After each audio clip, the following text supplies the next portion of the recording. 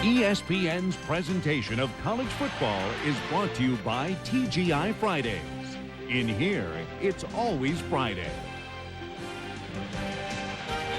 Low 70s, low humidity. It's about as perfect as we could ask for in mid-September. Pittsburgh and Penn State are just about set to go. Let's welcome down on the sidelines Dave Ryan. Dave, thanks a lot. Over the years, Penn State certainly has been known as a team with a devastating defense and a strong offensive running game, but rarely an offense with explosive potential like they've had this year. Now, a year ago, the team had 45 big plays, 20 or more yards. That's not bad for an offense, averaging about 256 yards per game. But this year, the numbers are absolutely through the roof. 19 big plays already and more touchdowns in that category than they had in all of last year with just 2 games played. Plus, quick strike drives. That's been a category so far the team has done very well with. Already this year, less than a minute 45 average on the scoring drive so far this year. Now, guys, a moment ago, I talked with Walt Harris, the head coach of the Pittsburgh Panthers. His assistants, they say RAC, run after catch, is a key category they're going to try to shut down because Penn State has been so explosive, guys. And, Dave, they're sharing the wealth. Penn State has had touchdowns from 12 different players in these first 2 victories. Pitt won the toss and deferred, and the kick will be returned by Kenny Watson out to the 22-yard line. The offense for Penn State averaging 528 yards per game, 55.5 points. Thompson will start. We will see Casey at quarterback with Caramelli and Mitchell among many in the backfield. Receivers featuring Shafi Fields, who has been his usual explosive self. 3 rushing attempts have totaled 110 yards and a long rush of 70. He'll be all over the field today. Most of the same names from last year. Kareem McKenzie replaces the only lost starter, Floyd Wedderburn, and he's their biggest and probably so far has been their best offensive lineman.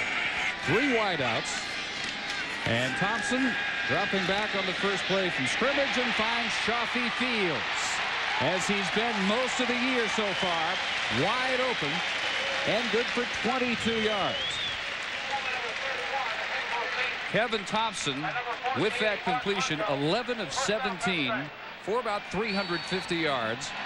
And quarterback rating, Bill, that is through the roof through their first 2 games, over 300.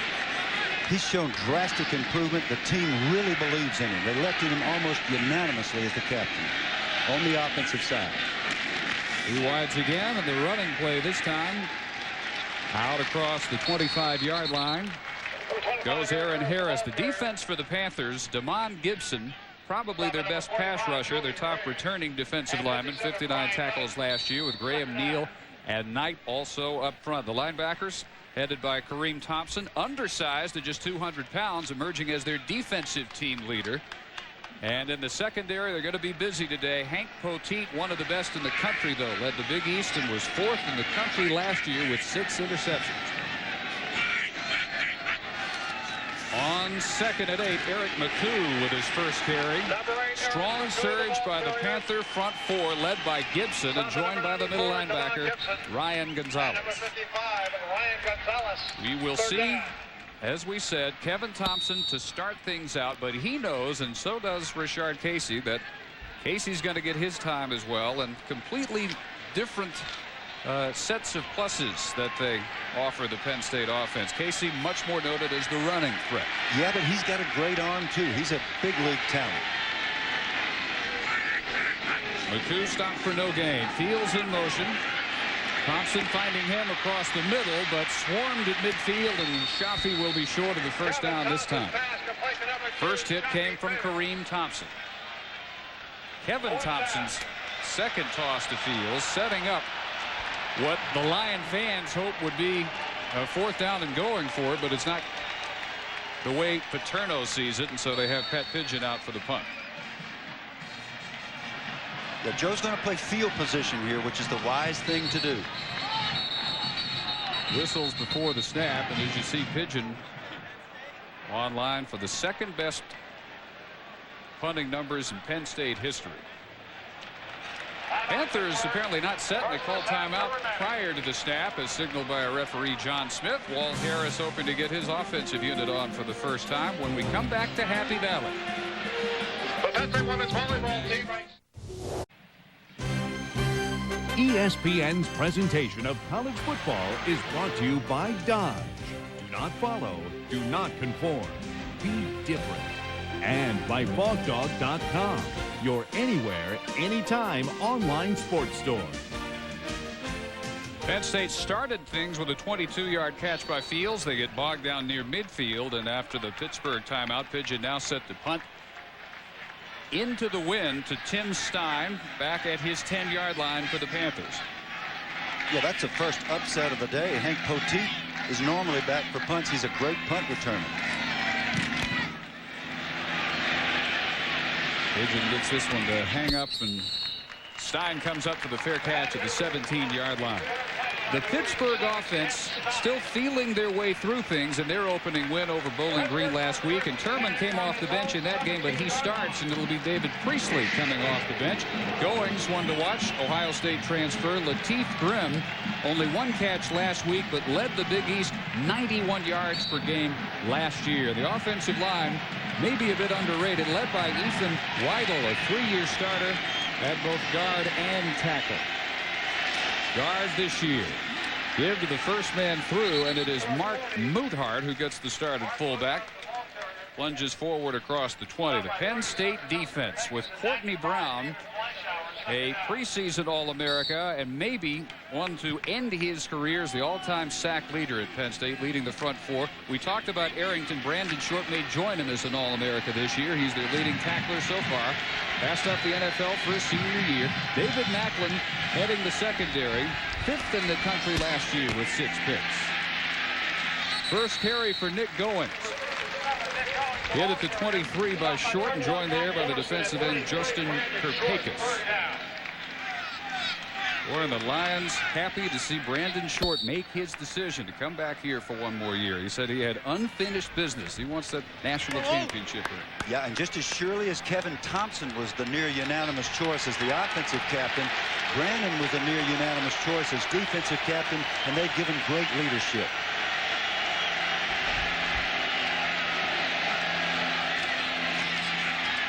Third and 4. Juggled and hanging on for the catch is Antonio Bryant.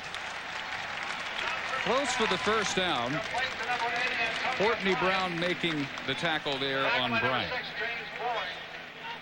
John Turman, who came on in relief a week ago against Bowling Green, had an outstanding performance. Shows nice poise here. Good throw. A little indecision by his receiver, which cost him the first down. A lot of teaching that Walt Harris has to do with this football team. If that foot is planted and he drives it up the field, he probably makes the first. Antonio Bryant will learn that lesson. Stopped a yard shy. That brings Greg DeBolt onto the field, and he booms a nice one with the wind at his back. Kenny Watson muffed it.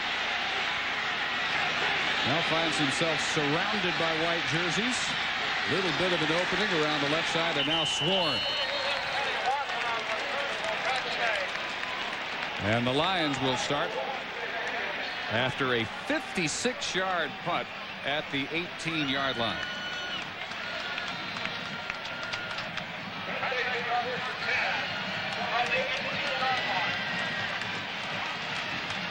One of the tough things that happens when you're a punter is you don't expect for an All-American linebacker to look you up. LeVar has been told, don't let the punter make the play in case we pop this thing. LeVar's going to do his job. Lions again with formations you don't normally see from Joe Paterno and Fran Ganter. Only one of the backfield. It's Aaron Harris. Thompson over the middle, slipping wide open is Eddie Drummond. Breaking the tackle all the way out to the 40. 23 yards. And if you haven't heard of Eddie Drummond, you will. Eddie Drummond is the fastest player on the Penn State team. What Pitt has obviously decided to do on defense is to line up in a zone and see if Kevin Thompson can drive him the length of the field without making a mistake. Penalty flag on the ground. The officials are conferring here. Drummond very nearly came out of that pile to go the distance. Ball is dead ball, personal foul against Penn State. One of the marks of a Paterno team is that they will be very aggressive. Joe teaches good, clean football. He is one of the great coaches of all time, but they're going to come after you.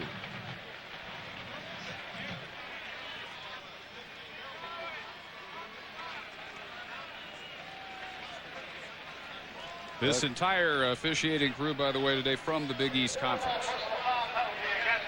Yep, if you couldn't hear the official, he said personal foul. Joe couldn't hear him. Joe didn't want to hear him, but that's what he said. Somebody hit just a little bit late, but you got to buckle it up when you play against Penn State. That's one of the things that the Pitt coaches have hammered at their team this week.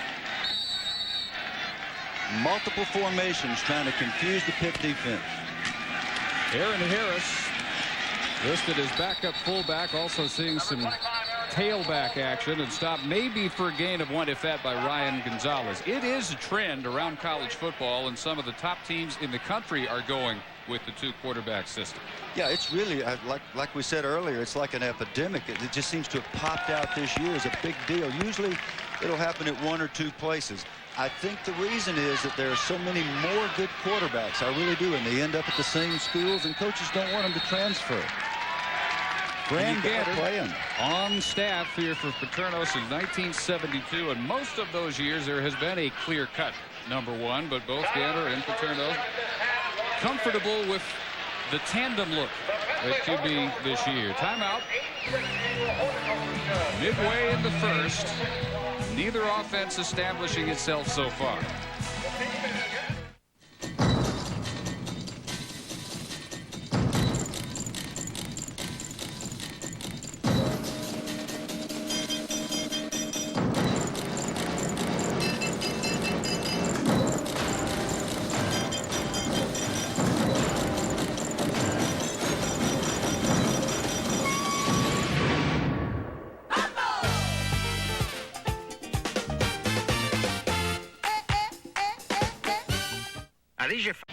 Walt Harris has already had to burn 2 timeouts with still 9:36 to go in the first quarter. Last week, Bill played 11 freshmen or redshirt freshmen. A lot of youth out there on the field for the Panthers again today. They're having a tough time lining up, and Penn State's really testing.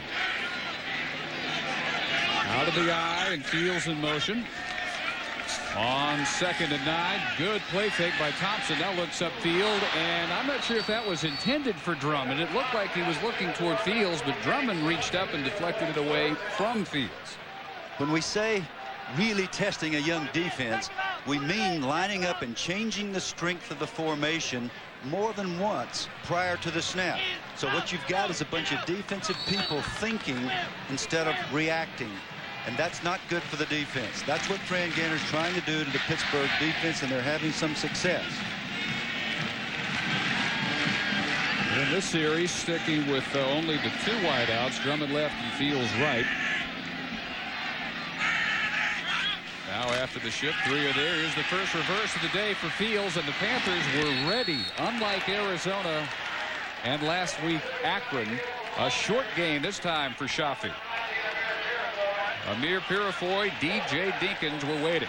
Very important for the young Pittsburgh team. They've got 2 stops now of this potent Penn State offense, and the morale will just grow and grow. The more times you see this Penn State punt team come on the field, the more Pittsburgh is in this game. And now they've got their ace punt returner back there with some room to operate. Hank Poteet, number 31. Tim Stein, the first time back. This opening exchange of field positions big time in favor of Pittsburgh, as a rare shank off the foot of Pigeon is going to be marked out of bounds near midfield. And in fact, in Penn State territory at the 48-yard line, just a 17-yarder. More college football coming up later today on ESPN2. 5 o'clock Eastern, Lou Holtz takes the Gamecocks of South Carolina into Athens. Their first look at Georgia's Heisman hopeful Quincy Carter. And then number 23, Texas, visiting New Jersey to take on Rutgers at 8 p.m. For more, log on to ESPN.com. Part of the Go Network, Go.com. So see what the Panthers can do with this gift of field position in Lion territory, and the first completion of the day to Lateef Grimm for about 8 yards near the 40. Turman's showing me more this week than he did last week when he bailed his team out. He's setting up. He's throwing on rhythm. One of the great equalizers to people like LeVar Arrington and Courtney Brown, the two great pass rushers. I should mention Kirpakis as well, number 37 for Penn State. One of the great equalizers is to set up and throw on rhythm. Turman's getting that job done.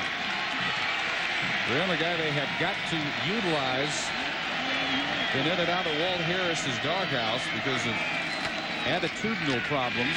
Need a big day from him today. You know you're going to see a big day from LeVar Arrington, the number 11 for the first time, maybe of many times today, knifing into the backfield for the loss. LeVar wants to freelance, and the defensive coaches are doing everything they can within the structure to give him a chance to do that. Lining up in a variety of places, real tough to find him and even more difficult to block him. That's why he makes so many big plays. Arrington, arguably the best athlete ever to play defense at Penn State. Joe Paterno not ready to even dispute that. Third and long, and a prayer is caught but out of bounds. Almost as if Turman was throwing that away to avoid pressure. Grimm brought it in but couldn't keep the foot in. Kirpakis was in there pressuring that time, and Turman did get rid of the ball. Bo Jew on the coverage, and he is delighted that this thing was not 6 inches more to the inside. A little face mask there, a little jersey. Bo's going to have to be careful of his hands, and I don't know. I guess the officials judged he didn't have control. Panthers go nowhere, and their punt is not much better than that 17-yarder by Pigeon, although they do get a bit of a roll, and it'll pin the Lions back at the 13. Not the best of DeBolt, a 30-yarder. Penn State scoreless, 7:08 in their first quarter with Pittsburgh. Live from Music City, BMG Music Service presents the CMA Awards Backstage Pass. And go. Live! We're coming to your house. It's gonna be hot. On direct ticket. Be there, we're gonna take your TV. It's the hottest ticket in town. Presented by BMG Music Service. You'll go backstage with country's biggest stars for candid interviews, live performances, and all the backstage action. Backstage pass. I'm the host of the show. CMA Awards Backstage Pass, Tuesday, September 21st, the night before the CMA Awards. Rarely does a film come along that excites the soul, warms the heart, and sparks the flame of passion. The epic tale of romance. Master Shakespeare, the writer of plays that capture my heart. Passion and love. Shall I compare thee to a summer's day? Join Academy Award winner Gwyneth Paltrow, Joseph Fiennes. I love you. Shakespeare in Love, playing now on DirecTV.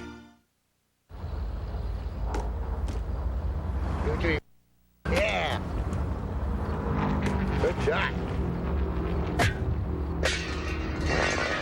The Excite NASCAR Select Batteries 400, tonight at 7:30 on ESPN. Since 1851, the Bristol University School of Football has been an intellectual haven for asking questions and seeking answers. A place which challenges and enlightens young minds in the academic pursuit of football. Kevin Thompson for a couple of series, and now we see Rashard Casey, a quarterback for the first time for Penn State. He inherits not much in the way of field position, and the numbers weren't much to look at until this year. He's made big strides as a passer, shows it there with a strike to Fields, who breaks the tackle and is going to be close for a first down. As soon as Rashard Fields dropped, I stood here and assumed that we'd see a quarterback draw on first down here deep in the territory. Not so.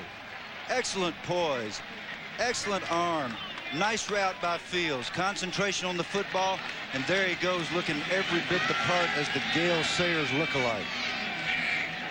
Casey says, I came to Penn State to learn how to be a drop-back quarterback. He was already established as a runner. And the runner on first down is Mike Ceramelli, the junior fullback, brought down by Ryan Gonzalez, the middle linebacker. Joe Paterno says that Ceramelli may have been their best player on offense last year. He's a blue-collar guy, the kind of guy that Penn State people love. He's tough, he blocks, he carries the ball reasonably well, catches the ball well. The prototype fullback. You can't get much higher praise than that. Paterno's description of Ceramelli, who is limited to 1. 2nd and 9. Motion from field. And they fake the reverse to Drummond. Now Casey having to scramble and can't get away at the 22-yard line from Ken Casciabera. One of the things that the coaches tell us about Richard Casey is that now he knows he's going to get to play. He's maybe become just a little too comfortable. That's exactly the way he looked on that play.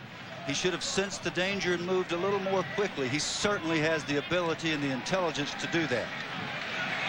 And of course, Pitt just gets more and more excited, and the longer this game goes like this, the better chance this Pitt team has. Casciabera sharing credit for that with Damon Gibson, who had the first bit of pressure on Casey. Loss brings up 3rd and 13. Well protected this time all day for Casey.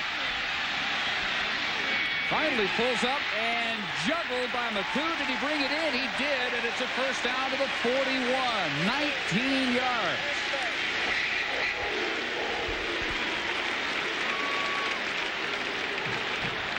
Didn't have to be a great scrambler to spot somebody open here. What a job by the Penn State offensive line. Yeah, I think it's a real tribute to Richard that he doesn't just bolt here. The O-line is just doing a phenomenal job.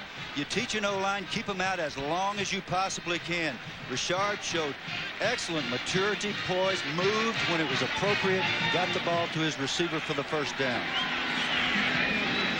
And McCoo showing concentration, twice almost dropped back.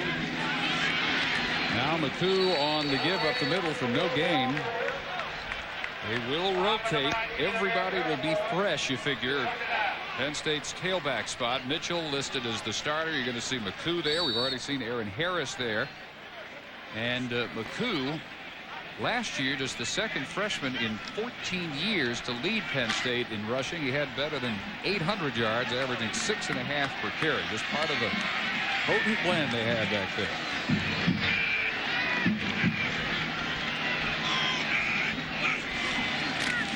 Casey on 2nd and 9 slips. Knee didn't hit apparently.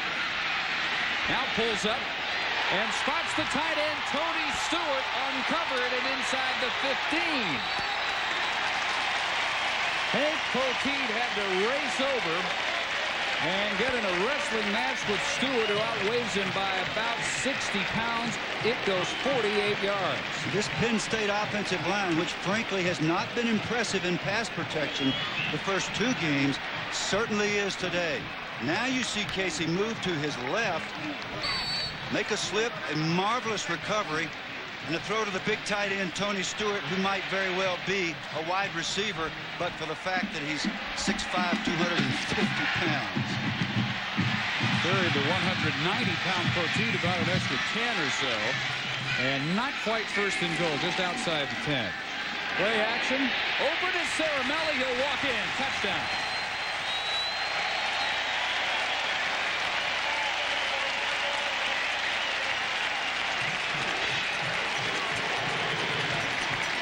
I asked Joe Pa in our meeting yesterday, have you ever, in your 50 years at Penn State, taken your starter out at quarterback after he's led a successful drive, the first drive of a game? He hung his head and he said, no, never. Well, this time, Thompson was not particularly successful in the first 2 drives. He brings Casey on, who takes him right down the field with great poise, showing how this 2-quarterback thing really can work. Extra point attempt coming by Travis Forty is good. Ceramelli, the fullback, mostly a power runner. He scored twice on the ground and gets one through the air here. Ceramelli showing his versatility. He's so happy to have that ball in his hands. He's a little bit excited. Richard is a little more excited. I like this. He's well known to be an unemotional guy, just very reasoned and very bright and sort of to himself.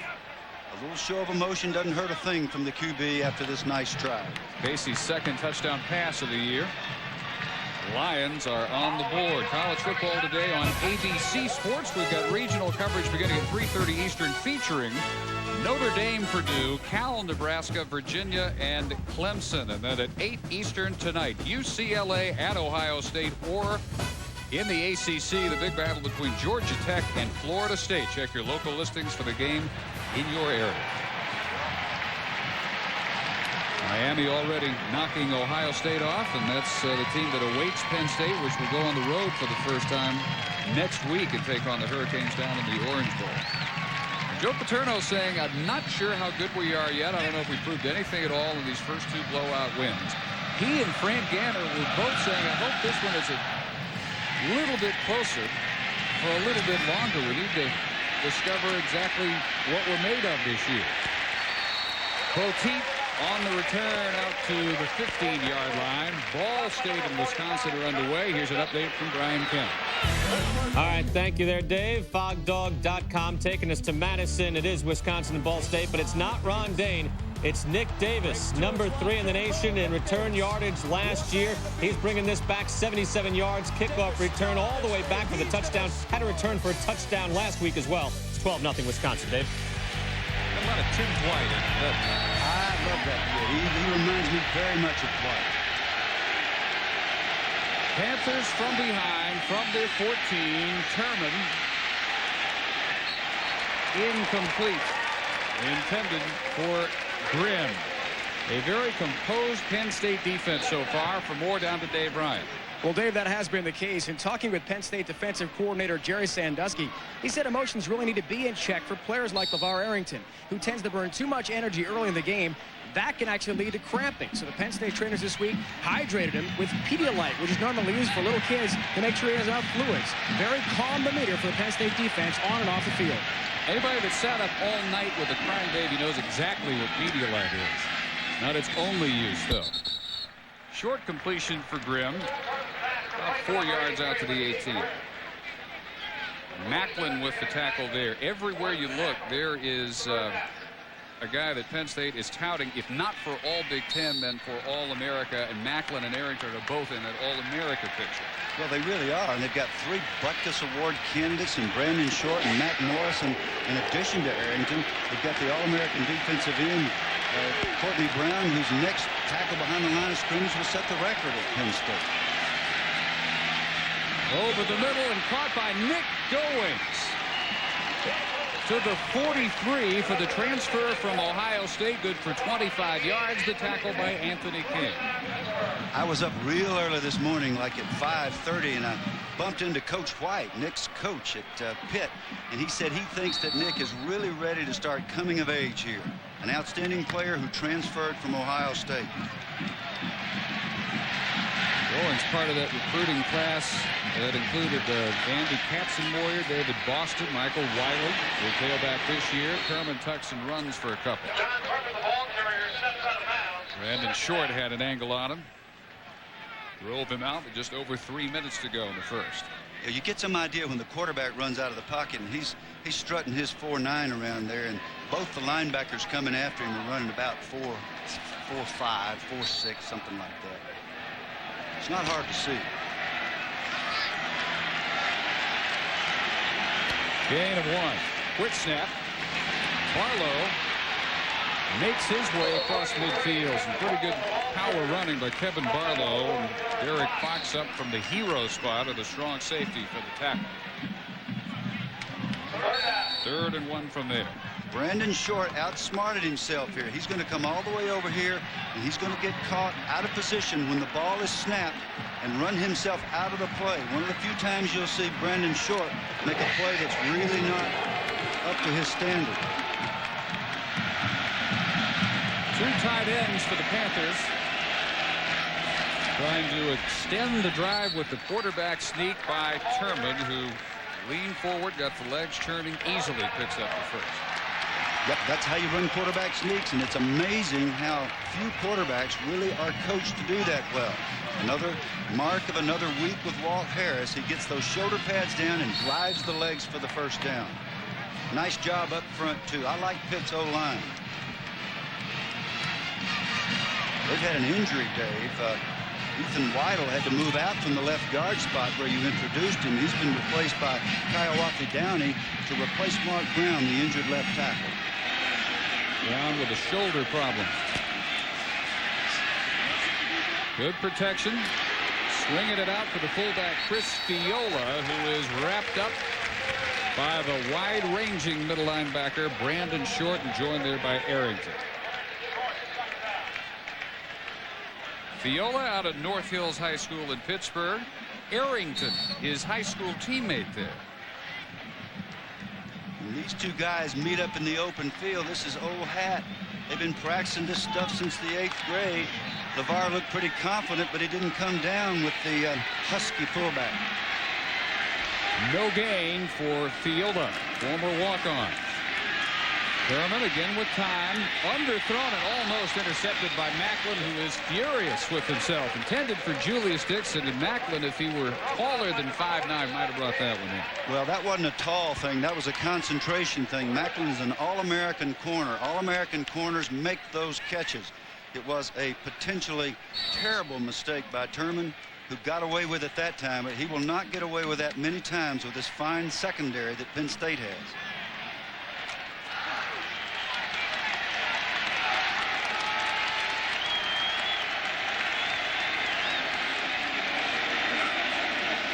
Third and 10. Arrington came on a blitz. Incomplete. The receiver lost his footing. Kenny Kitchen. Kenny Kitchen, 27 years old and a veteran of Desert Storm. That makes the quarterback look awful bad, but that was a nice throw by Thurman. His receiver just slipped and fell on this grass. This grass can be treacherous sometime. It'll be a factor in the game today. Greg DeBolt.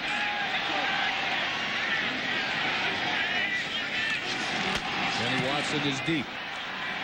Much better effort, maybe too good this time. In fact, it's a touchback. After shanking it for the last time, and a flag is down, and Arrington is in a wrestling match for the second time this year on a special teams play. Personal foul call involving LeVar Arrington. Yes, and if this is what I think it is, he'll be ejected from the game, a double personal foul. And that depends on whether the first one was called on him. We can't assume that. But if it was, Arrington is through for the day. We'll have to wait till the officials confer, inform the benches, and then they'll announce it to us. Happened to him in the Arizona game where he felt he was being blocked illegally, and so he took matters by his own admission into his own hands and got hit with a personal foul call after the play. Well, he was doing his thing, blocking the punter. He had knocked the punter down, and apparently the official thought that he had overdone it somehow. And when the punter's teammate came to his rescue, he punched him too.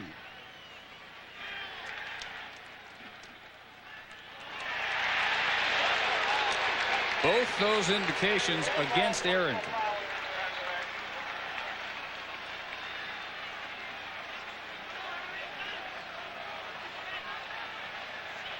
Our official mic we're still working on, but John Smith of the Big East making the indications.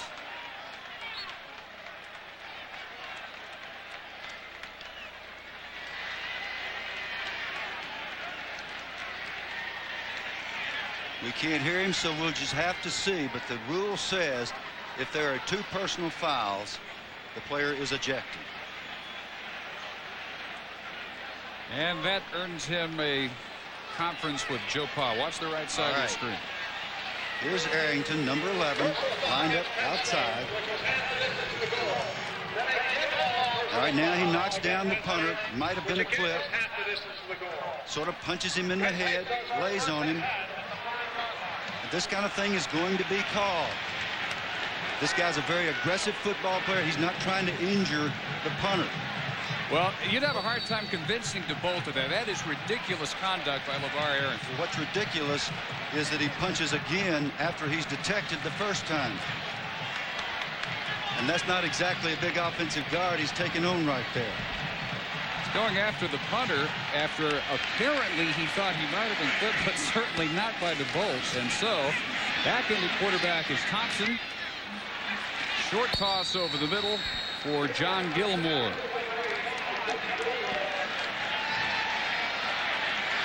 Now, he is not ejected from the game, and I don't understand that. This was earlier.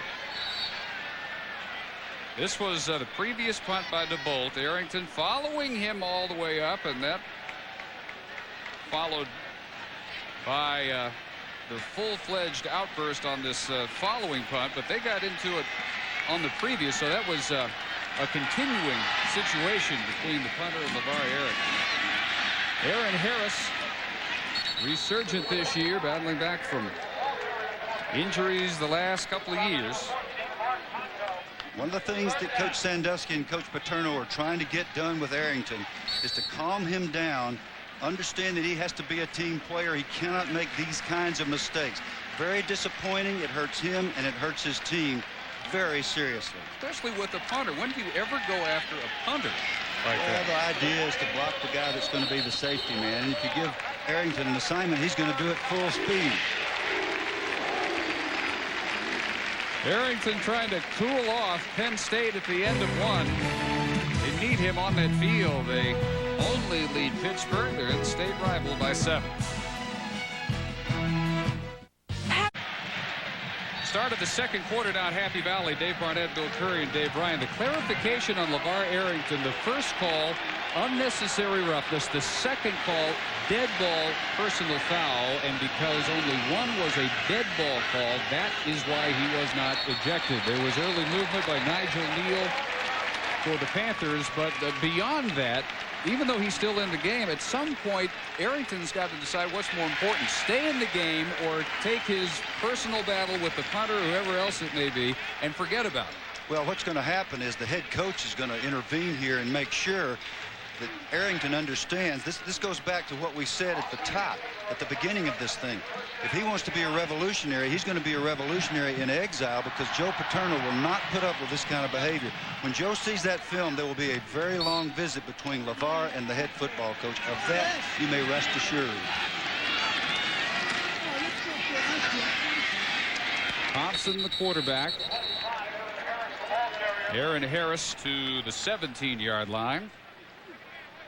TCU almost upset Arizona last week. They've got Northwestern this week, and Brian Kenny has an update. All right, Dave, yeah, Northwestern, TCU, and it's Sam Simmons, a sophomore for Northwestern, making the moves here. He's got an open lane. He's going 91 yards all the way back for the return. Touchdown there for Northwestern. It's all tied up, Dave. All right, Brian. Dropping back now, feeling some heat. Thompson overthrown. Well covered that time was Eddie Drummond by Demetrius Rich, and it'll be 3rd and 9.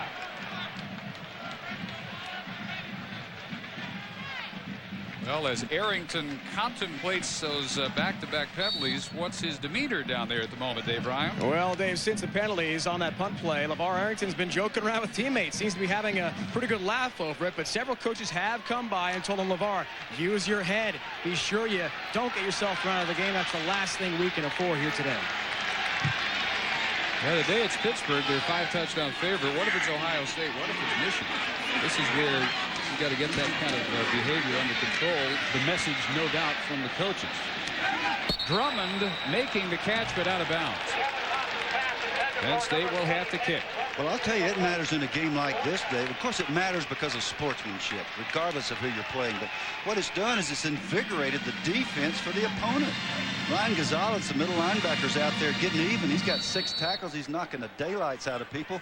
So are the rest of these guys in the white shirts. So what you do is you jack up the opponent if you pick on their punter. I mean, it has all kind of negative repercussions. Pittsburgh jacked up plenty as it is. Just because it's Penn State. They come after Pigeon. Nice punt. Poteet. And a flag on the return. Maybe an extra hit at the 42, 50-yard kick. Poteet brought it back 10. And a penalty as he was being gang tackled. That was a heck of a legal hit by Mac Morrison, whom the coaches really feel like overall fundamentally is the best linebacker on this team. He gets the least attention. Penalty, though, against the return team of Poteet and the Panthers for an illegal block. Coming up tomorrow at 8:15 p.m. Eastern, the season premiere of ESPN Sunday Night Football and the long-awaited return of the Cleveland Browns as they host arch rival Pittsburgh. And then on ABC's Monday Night Football, Dolphins battling the Broncos on a special night in Denver as they will retire John Elway's number 7. ESPN and ABC, your exclusive home for primetime NFL football. Arrington is back. We'll see if he is chastened or whether he's learned anything or not, as Terman remains the quarterback for Pitt. Going deep and hit as he delivered incomplete. Arrington bearing down on it. Okay, LeVar's had a chance to get over and think about what he's doing. He comes off the corner, makes a nice hit on the quarterback. Here he comes. Lightning quick, beats the blocker right in the middle of the quarterback. And what does he do? He gets up and he says, I think I'm going to help this guy up. Come on here, John. Let me help you up, man. Everything's forgiven, except by Pitt. They'll never forgive.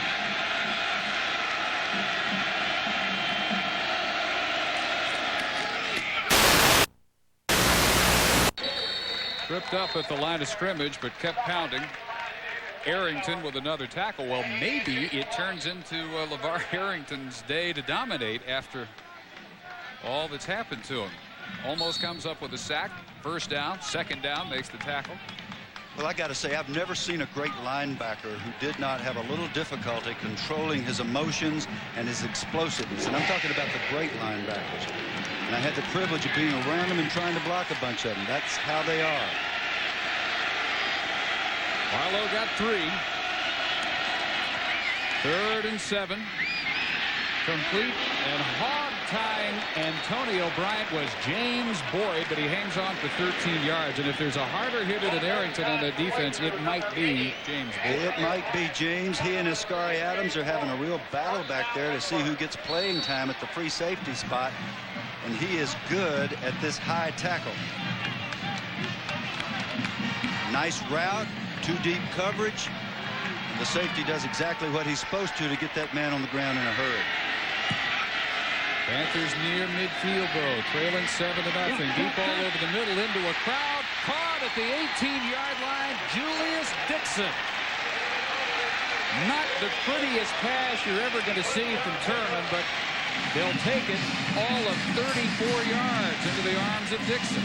Yeah, and it's a touch pass, and David Macklin's taking responsibility. It was his coverage. A little bit risky. He has to loft it over Arrington, who gets up. Arrington's in man coverage, but he's supposed to have deep help from the corner, who did not get there in time. Beautiful throwing catch. Crowd into it really for the first time today for the Lions, whose lead is threatened. Called at the line by Terman. First man through, the fullback Fielda. For a couple down to the 16. Justin Kirpakis there on the tackle. That's the old Homer Smith freeze play there. Penn State executed it and caused Pitt to jump off sides. Pitt then tried it on the front people for the defense for Penn State. Did not get them to jump. Called the audible, handed the ball to fullback. Harris is his own offensive coordinator. Longtime, well-respected quarterback coach. Terman off the back foot to the corner of the end zone. Caught. Touchdown, Antonio Bryant. Well-executed throwing catch. Anthony King on the post corner. Anthony King, number 19. The defensive back from Penn State, not accustomed to being beaten in man coverage. Could not escape the post fake and get back out to the corner. And this is the young man, Antonio Bryant, who made the phenomenal catch last week against Bowling Green to get his team going. This time, just a nice execution of the post corner. Freshman from the Florida 6A state championship team last year, Miami Northwestern High School. Bryant brings them within an extra point of a tie game, and it is good by Nick Lotz, and it's 7-7. So a fired-up Panther team coming into Happy Valley and holding their own so far early in the second quarter.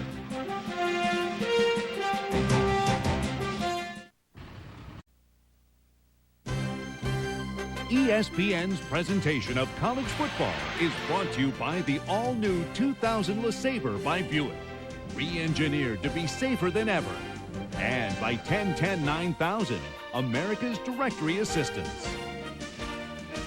Until the mid-19th century, mountain lions still roamed this area in Happy Valley. 1940, Heinz Warnecke carved the Nittany lion out of limestone where it sits in the center of the Penn State Athletic Complex. It's got the eyes of a linebacker. It was real. I wonder if he's got the emotions of a linebacker. This is Larry Johnson. Uses his footing, keeps it going up near the 19.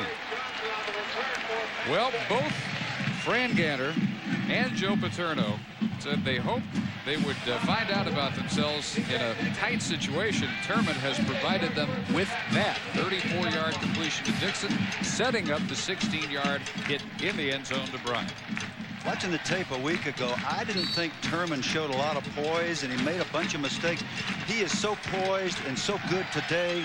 He has been the difference for his offensive unit against this Penn State defense. So far, only Turman. We haven't seen Priestley, but both Penn State QBs have played. It's Thompson again. Strike to Shafi Fields, who's hit immediately by Hank Poteet at the 24.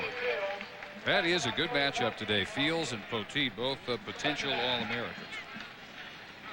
What I think Turman's doing is he's putting his team in a position to do exactly what Fran Ganter, the offensive coordinator for Penn State, said he wanted. He said, I think I want to see this team get in trouble and see how we respond. Well, that may just happen if Turman keeps this hot hand. Not so far. Better than 100 yards on 8 of 13. Out of the eye. Not much there that time for Eric McCoo, as both Amir Purifoy and Ryan Gonzalez, the linebacking core for the Panthers, were there right at about the line of scrimmage. That seems like an odd thing for a coach to hope for. I hope we have to fight our way out of a close situation. You think they all want blowouts? Not necessarily. What he means is we want to be in trouble for a little while. We want to get out of trouble. I want to see this football team work under adversity. That's what the coaches are saying at Penn State. On 3rd and 3, 3 wides. Blitz picked up, caught by Drummond. He'll have the first. Little second effort to get him out to the 30. That was enough. Gonzalez with the tackle there. Corey Jones missing action again today with a pulled hamstring, which he re-injured in rehab work this week. So Drummond at wideout. This is smart use of Drummond as a possession receiver. Just a little option route here, meaning that he reads the situation, hooks up in the open zone, makes his 3 yards for the first down. Very wise offensive call and execution.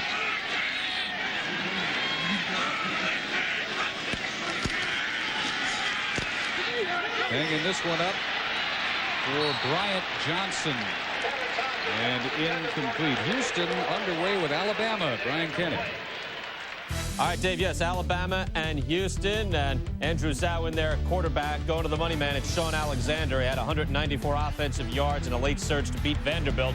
He's going in 25 yards for the touchdown on Houston. 10-zip, Crimson Tide. Dave? Double quarterbacks working all right so far for Alabama. Double quarterbacks everywhere. You know that old Southern term, everywhere? Everywhere you look. Aaron Harris tried to spin away from contact, couldn't there. I'll tell you what, the Panther defense doing a good job of joining the initial hitter. I'll tell you what they're doing. Paco come up to help out here. Penn State quarterbacks thus far. Thompson has had 3 drives to Casey's 1.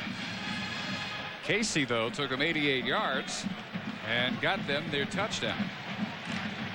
Both these guys have looked good, but they're up against a defense that's playing a little better than what they were expecting, I assure you. I think Fran Ganter's going to get his wish. 3rd and 9. Thompson almost tripped. Has to come up against the secondary blitz and keeps for the first down. That's supposed to be the Rashard Casey fastball. Thompson can do it too, and he keeps for 11. Demetrius Rich, number 8, coming on the corner blitz. Well anticipated by Thompson. He's going to come right off this corner. He's out here as if he's going to be in press coverage. Thompson sees him right now, plants his foot, explodes with his 4.8 speed, but it's enough for the first down.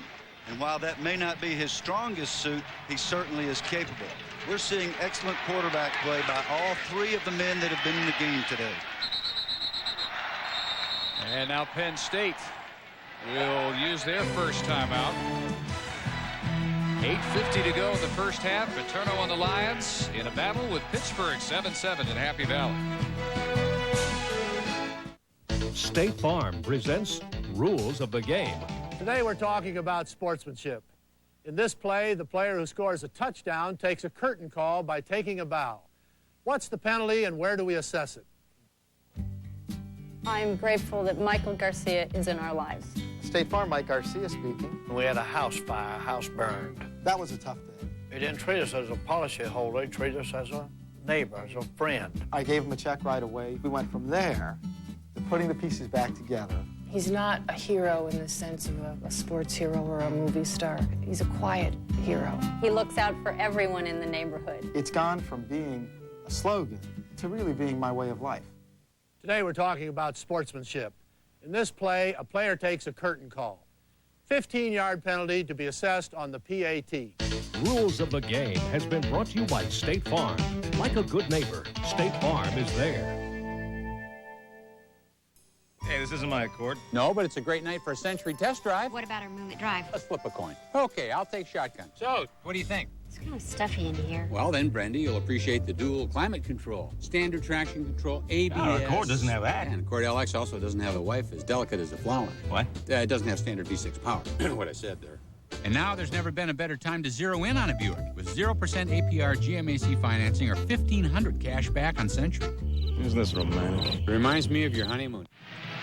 Nittany Lion getting a Dick Vitale body pass. Beaver Stadium, where it's surprisingly tight. 7-7, middle of the second quarter. 1st and 10 Lions. He's got more hair. A lot more from the 42.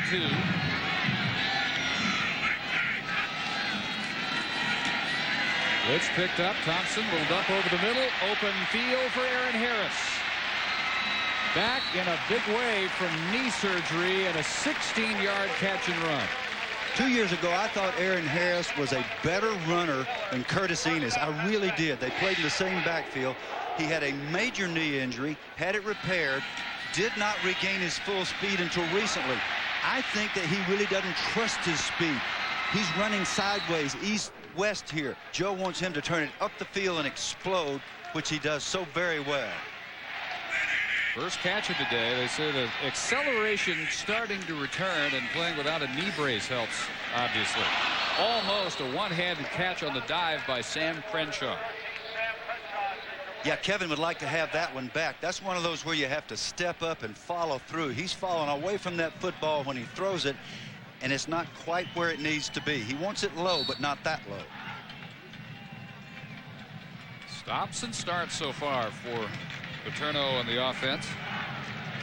Want to get bogged down here trying to break a tie. Pittsburgh's 42. Thompson trying to do what Casey did on his series, and that is take one all the way to the end zone. He threw his touchdown to Caramelli. Thompson over the middle.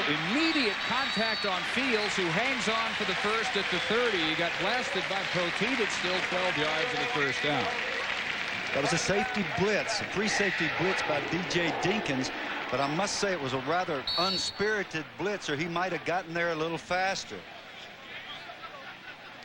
Senior sits back there, sees that free safety coming, hits the quick post to Choppy Fields, and Choppy does a good job of concentration and hanging on. Official timeout as Panther defender is still down on the knee, and it is Poteet.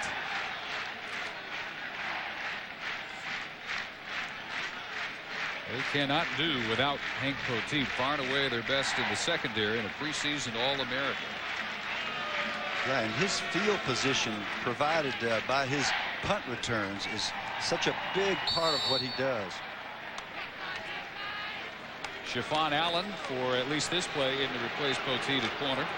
10th play of the drive for the Nittany Lions coming up here. Panther 30. Midway mark of the second quarter. 1st and 10 for Thompson. Hanging it up toward the end zone for Fields. He brought it in out of bounds.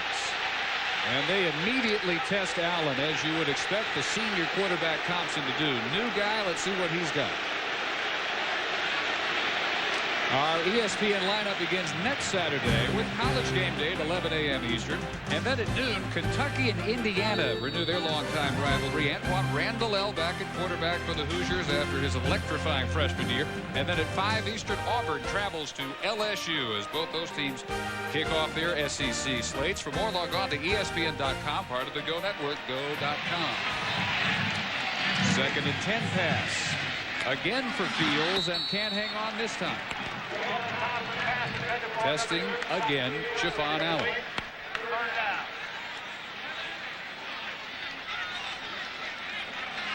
Well, they go to Fields back-to-back, and Allen in for Poteet. Holds him off. Sets up 3rd and 10.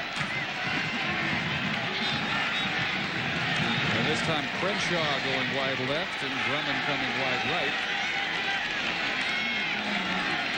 Fields not on the field.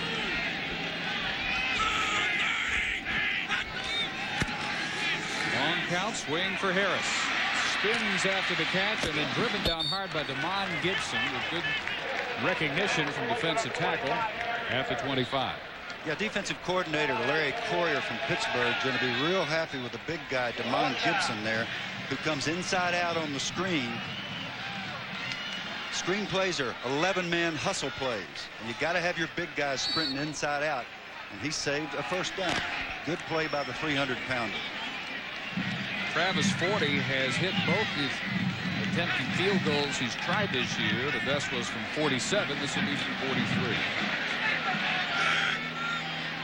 That's Seneca with the hold, and the kick by Forty is good. It is 3 for 3, and he breaks the tie. 7:23 in the half. Penn State back in front, 10-7.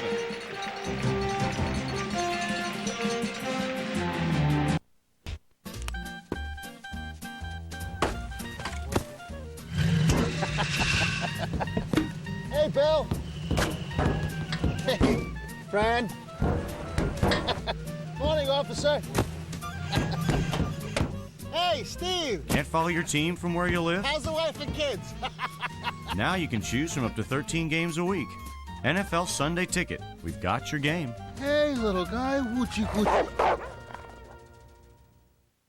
The Pittsburgh Steelers take on the brand new Cleveland Browns on ESPN Sunday Night Football.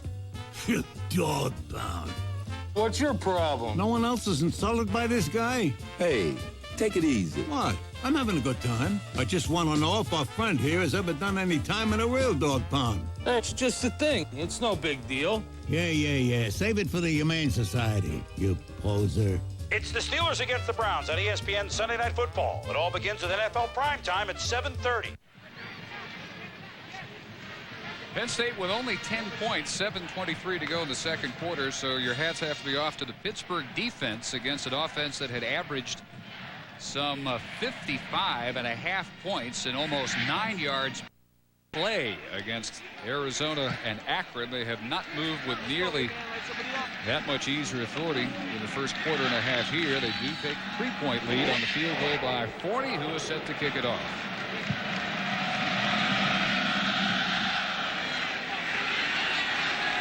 This will go over Chiffon Allen for the touchback. And so far, it has been Turman all the way quarterback for the Panthers, and he just took them in for their score. Now we see the quarterback change they had planned on. David Priestley. Bill, surprise you that they stick to that plan as well as Turman has played? Well, I think it'd be very difficult, but the coach has to do exactly what he feels, and Walt Harris feels like he's got to keep his word to this young man. I think it might have been nice to leave a little caveat in there and say, well, we may not be able to get you in the first half, but he's got him in there. Priestley, like Nick Goings, an Ohio State transfer who came over to Pittsburgh along with Walt Harris, who was his quarterback's coach in Columbus. Is good to Goings for no gain. Let's go down to Dave Ryan. Well, David Bill, in talking with Pittsburgh head coach Walt Harris about the quarterback situation, he said while he was starting with John Turman at QB, he would bring in David Priestley for the first 2 drives of the second quarter. That's basically where we are now. Now, he says unless Priestley moves the ball and scores a touchdown for his team, he'll go back to Turman. He will stick with that pregame plan in terms of his rotation. Interesting to see how it's going to go today for the rest of the way for the Panthers. Priestley last week got the start against Bowling Green, hit only 1 of 5 passes for 6 yards. Turman in his 4 drives got them the score and 104 yards. Last week, Priestley's the guy who won the job in training camp, and he comes out in the first game and he really struggled. And I studied him carefully in the film. You got to remember, he has played now. He got blooded against Bowling Green last week. Maybe he got embarrassed a little bit, so he probably prepared a little better this week. So we'll see if he can progress, and the Walt Harris magic may be working for both his young quarterbacks. Penn State defensive lineman David Fleischauer out, injured, getting checked. 4 wide out look. They come after Priestley, got it off for a short gain over the middle to Kenny Ketchen. We go to Brian Kenny for an update on West Virginia and Miami. Yes, indeed. And West Virginia up on top, but back comes Miami of Ohio. Mike Bath, Trevor Gaylor, he's wide open, 62 yards for the touchdown here. West Virginia has never opened 0-2 under Don Nehlen. Right now, they're up on top. A lot of talk around here about the impending end of this series, but Penn State used to have a good rivalry going with West Virginia and with Syracuse and some others that have gone by the wayside since their move to the Big Ten, and apparently this series will as well after next year's visit to Pittsburgh. 3rd down pass under heavy pressure. Priestley making sure that nobody could get that deep ball intended for Lateef Grimm, and a quick 3 and out for Priestley in his first series.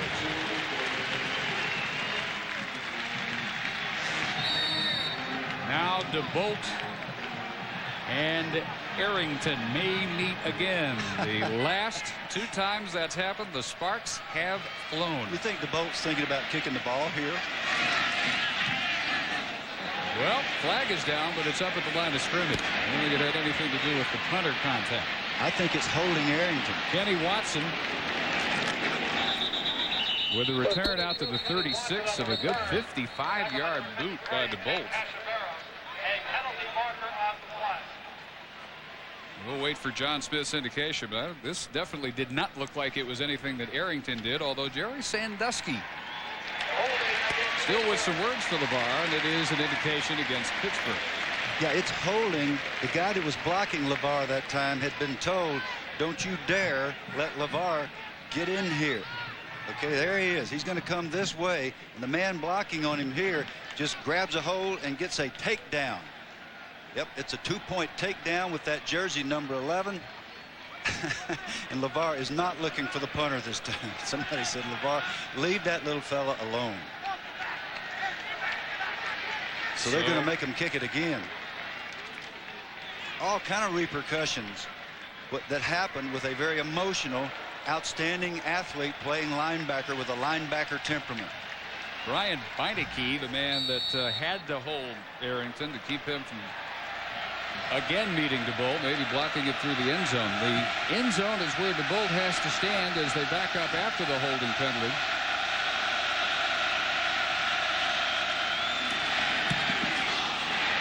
Gets it off. Little acting job, will not draw a flag, and not much of a punt at all this time by DeBolt. Wow, they're going to mark this one out at the 36-yard line.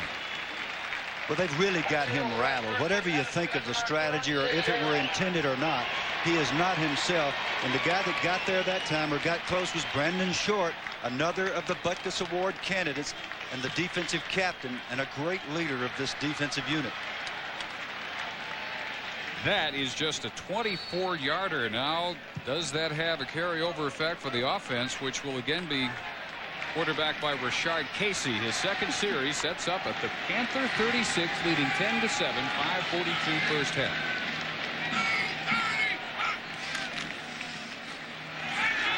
Reverse for Drummond. Lots of room for Drummond down to the 23.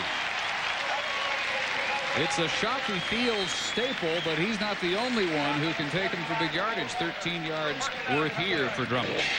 Great teams feed off the emotion of the other units. When you get a big series out of your defense, yes, the offense should come on the field with some fire and some emotion. A great call by Fran Ganner right there. A reverse on first down with good field position, and another first down. Fran Ganner's favorite plays. From the eye this time for Eric McCoo, picks his way through a hole to the 17. Another tackle by Ramon Walker. Now, if you're the Pittsburgh defense, Bill, with time running out first half, you've worked so hard, you've been tied for much of this first half, you don't want to allow anything. No, it's really important that they get a stop and at least force a field goal attempt. If Penn State takes this in, then they definitely reestablish momentum, which they lost back there through all the controversy with Arrington. McCoo got him 6. They try Eric again. No such luck, although he makes something out of nothing here. Somehow the knee didn't hit at the line on the first contact, and he crawls forward to the 15, 3rd and 3 from there. Well, it's hard to believe when you watch McCoo. He's the backup tailback, and they can come at you with so many outstanding backs, from Omar Easy to Cordell Mitchell to Larry Johnson, Saramelli and Harris. We've mentioned they just keep coming at you, and so they're always fresh. Very big play right here, 3rd and 3. Saramelli out. They go to the 4 wide out look. Harris the setback. Casey, time. Now shows the scramble. And runs out of room and luck. It backfires big time on Richard all the way back at the 38. A loss of 22 yards. The very thing that the Penn State coaches do not want from their young quarterback, Richard Casey.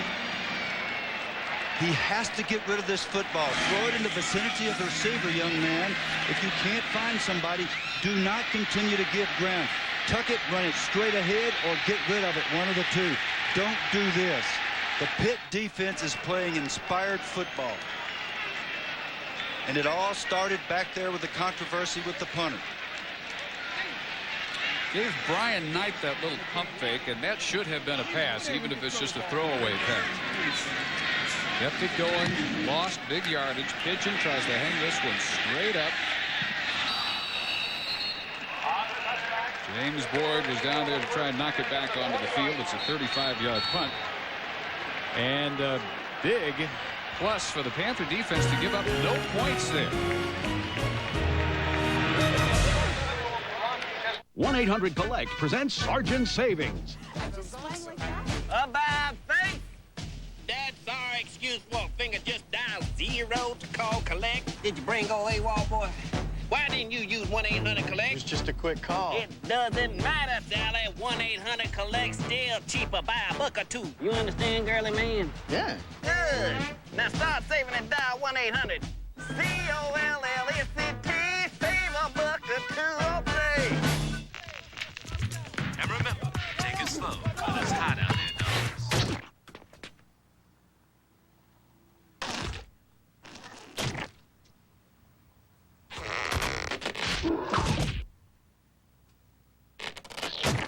Beer. Zima.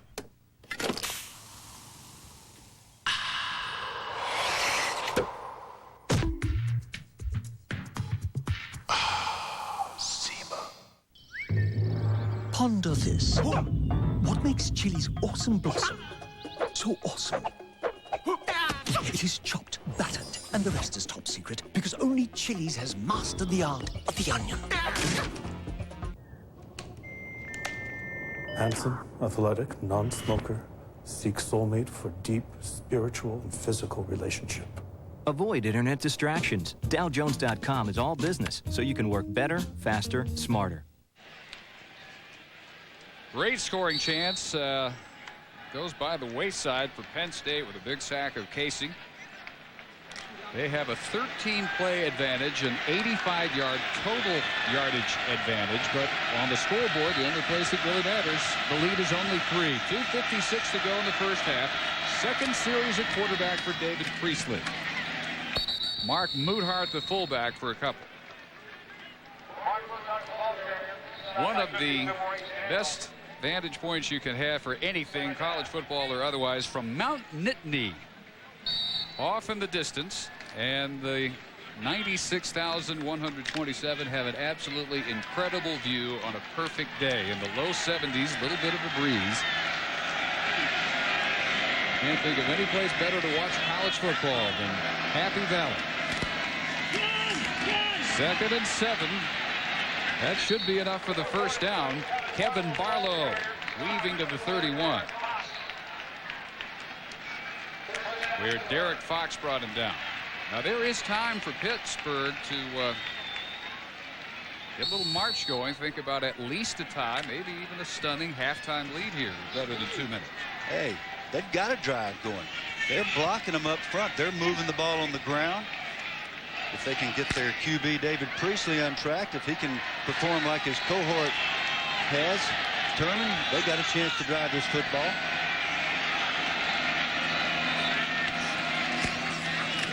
Draw play with a loss of 1 for Barlow.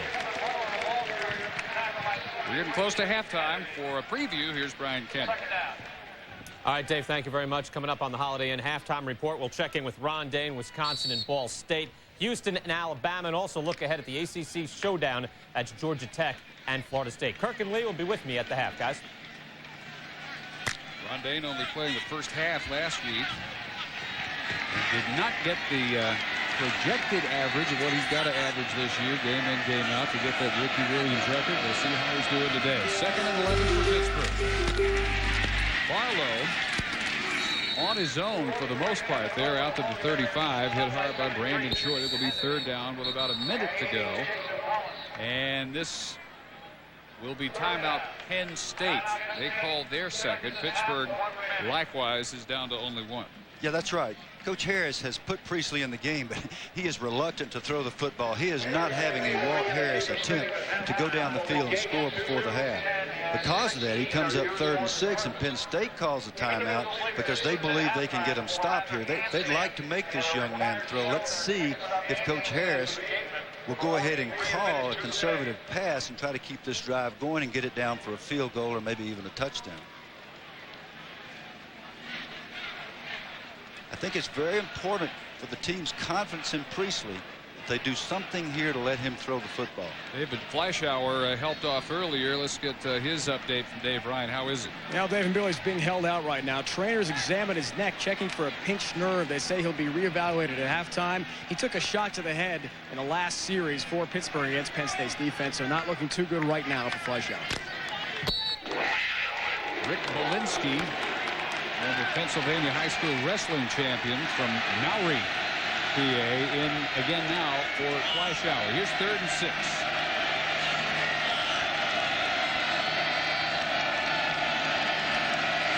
Long count by Priestley. Draw play. And that will be enough for the first down for the fullback Fiola out to the 45. They apparently catch Penn State expecting the pass, and they get the run by Fiola. Sooner or later, Walt Harris is going to have to take a deep breath and call a passing play for David Priestley, number 11. If they want to get the ball down the field for a field goal, they're not going to do it with draws to the fullback. Well, he's called 2. Not all runs. He's 1 for 2 for 2 yards. It was not exactly a daring throw. All different game plan so far that Priestley has been given as compared to Turman, the starter, Muthart. Near midfield. The Holiday Inn halftime report is coming up next. We're down inside the last 25 seconds of the first half, and with one more timeout to go, the Panthers huddling and not calling their timeout. I think Walt's making a statement to his team. I don't really think Priestley can throw the ball and get us down there. We're going to run this clock out, and I don't think it's a good idea, especially in a game like this when you need scores so desperately. Every chance you get. Now Priestley looking deep and overthrows Lateef Grimm with no time remaining. A surprising first half, punctuated by back-to-back penalties against LeVar Arrington that seem to fire up Pittsburgh, and they are squarely in this game down by only 3. Yep, and maybe we found out with that last effort there why the coach did not want Priestley to throw the ball. Halftime at Beaver Stadium, 10-7. Let's go to Brian Kenny in the studio. All right, gentlemen. Penn State overwhelming favorites, but settling for just a 3-point halftime lead. 10-7 here in Happy Valley. As we welcome you back, Dave Barnett and Bill Curry. The Pittsburgh coaching staff, maybe understandingly, were wondering why at the half LeVar Arrington is still in this game, and we'll go back and revisit what happened in the first quarter. His little set-to with the punter, Greg DeBolt. Well, it wasn't a little set-to. It really was not good. Even Lee Corso could see that this thing should have been called. It was first called a live ball foul, unnecessary roughness.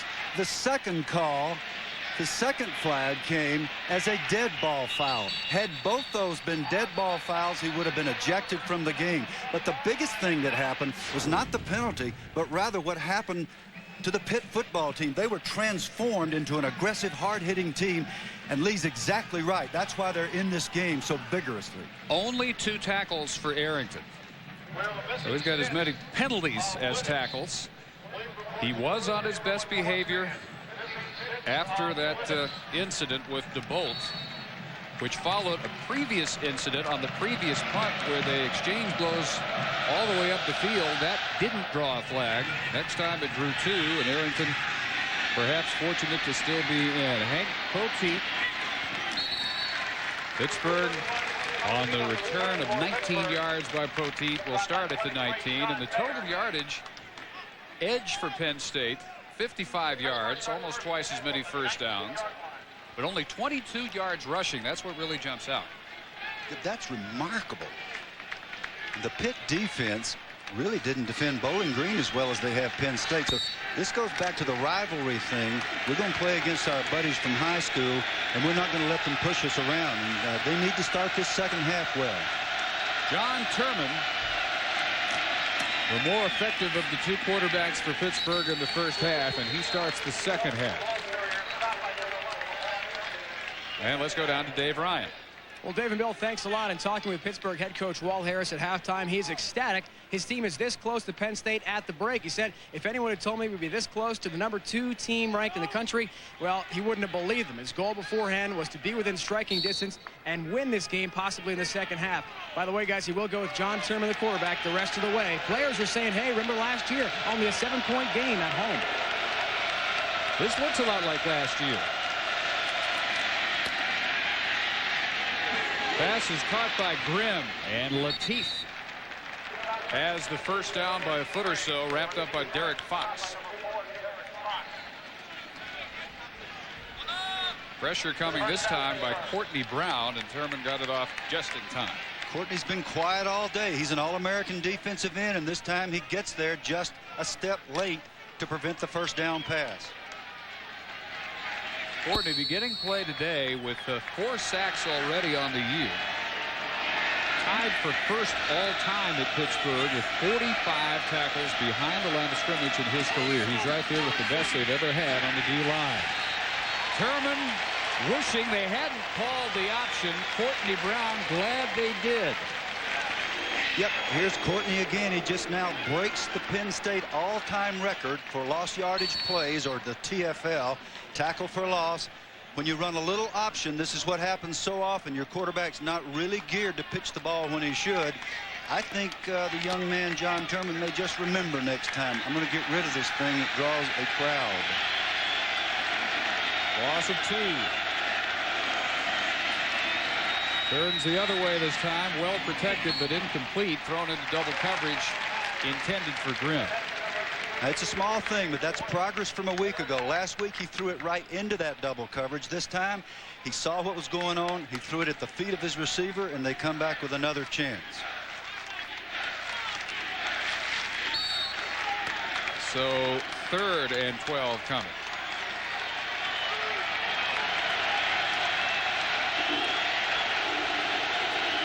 Bryant, wide left, Rim wide right.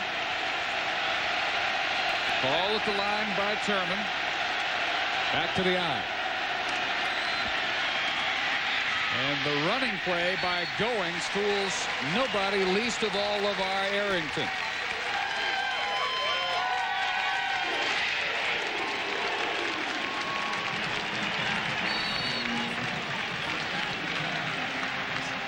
Turman unable to move him on the first series of the third quarter. So on will come to Bolt after his eventful first half.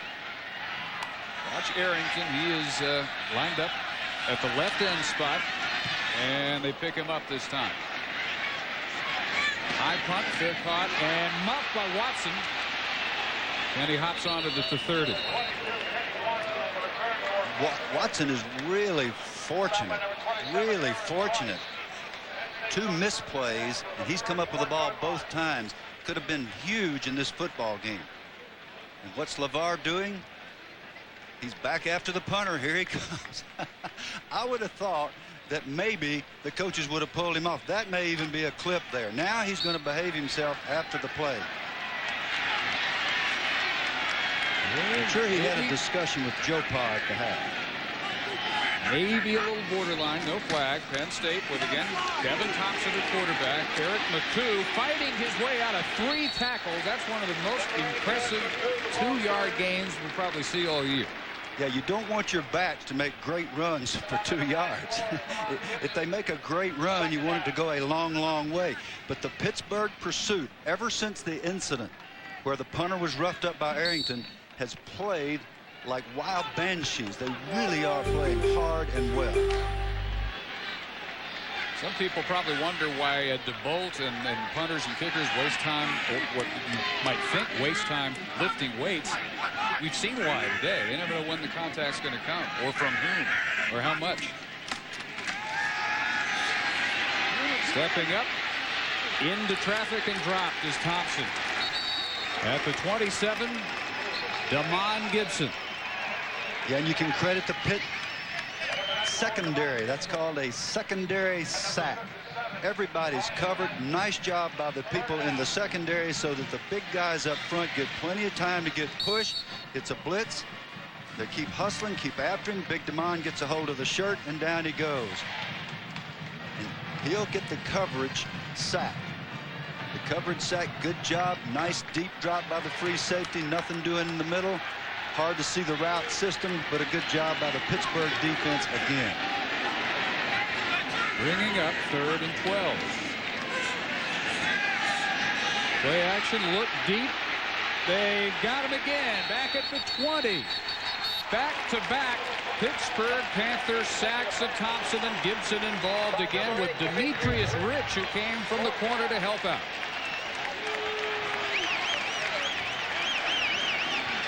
Lion offense can go nowhere on their first series. Eric Cole, number 51, is going to pull here. He's beaten on the corner by a little bit better athlete,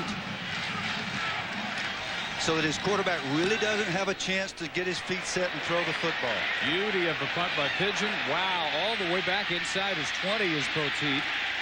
And markers are down on the return of a 59-yard punt by Pat Pigeon. Both punters have had some 50-plus efforts, and the Pittsburgh defense may be the story today. That Penn State offense looked unstoppable, whether it was Arizona or Akron, and they have figured out some things from those first 2 takes. One thing's for sure, this is not Arizona, and this is not Akron. This is somebody else that's playing harder. Return, illegal block in the back and above the waist, return team. 10 yards from the spot of the foul, first down. It's had a couple of those, bringing back returns early in the 3rd. Walt Harris and his Panthers right in the thick of this one. ESPN's presentation of college football is brought to you by Mercedes-Benz, located on the web at MBUSA.com, and by Miller Lite. Taste a true Pilsner. The Petit Library and the Paterno extension complete spring of 2000. Joe Paterno says can't have a first-class college without a first-class library, and he and his wife Sue have committed many of their own millions toward that end. Yeah, Joe says Penn State's been good to me, and I want to give back. He's a great contributor. Panthers from their 13-yard line with Terman trying to be heard above the 96,000 Beaver Stadium. Might not have gotten the snap in time. Yeah, with the number count, he was going from a running play to a passing play. Couldn't quite get it called in time, and this is where the crowd becomes a very real factor. Anybody that's ever coached here understands that this crowd is going to get into it big time when they realize you're trying to audibilize. And since they've succeeded once, they're even louder now on 1st and 15. They get the snap off. Barlow gets nowhere. Let's go down to Dave Ryan. Well, Dave and Bill, thanks a lot. After the back-to-back sacks of Kevin Thompson, the Penn State quarterback, the Pitt bench is buzzing down here on the sidelines. The defense really getting the rest of the guys going after all that pressure on Penn State. And Bill and Dave, we often talk about how important the first 5 minutes of the second half are. Right now, Pittsburgh thinks they can win this game. Well, they should. Down by only 3. 2nd and 14 near his own goal line. Over the middle, caught by Kirk McMullen, the tight end to the 43. 34-yard hookup beating James Boyd. Again and again, I will tell you, a quarterback who sets up and throws on rhythm. 1, 2, 3, 4, 5 set throw. That was a seam route against the 2 deep, throwing it over the outstretched arms of Arrington. Excellent poise and throw about 18 yards deep. Arrington can't get to it. The safety's a little late getting over, and it's a first down. Execution by the young quarterback. John Terman's previous experience was at Los Medanos College in California. This is on target for Grimm. And Derek Fox chasing down Lateef. Another first down gain to the 44 of Penn State. 14 yards. Terman showing poise well beyond his very limited, meager Division I experience, which, as of today, is exactly 2 games worth. John Terman is growing up before our eyes. Here's a blitz. The blitzes are coming here. The blitz is picked up well. The wide receiver will break off his route. The quarterback recognizes blitz and lays it in there like he's been playing for 20 years. Redshirted last year, didn't even take part in spring drills. Learning as he goes. Flag is down. Macklin comes up to knock down Terman in the open field.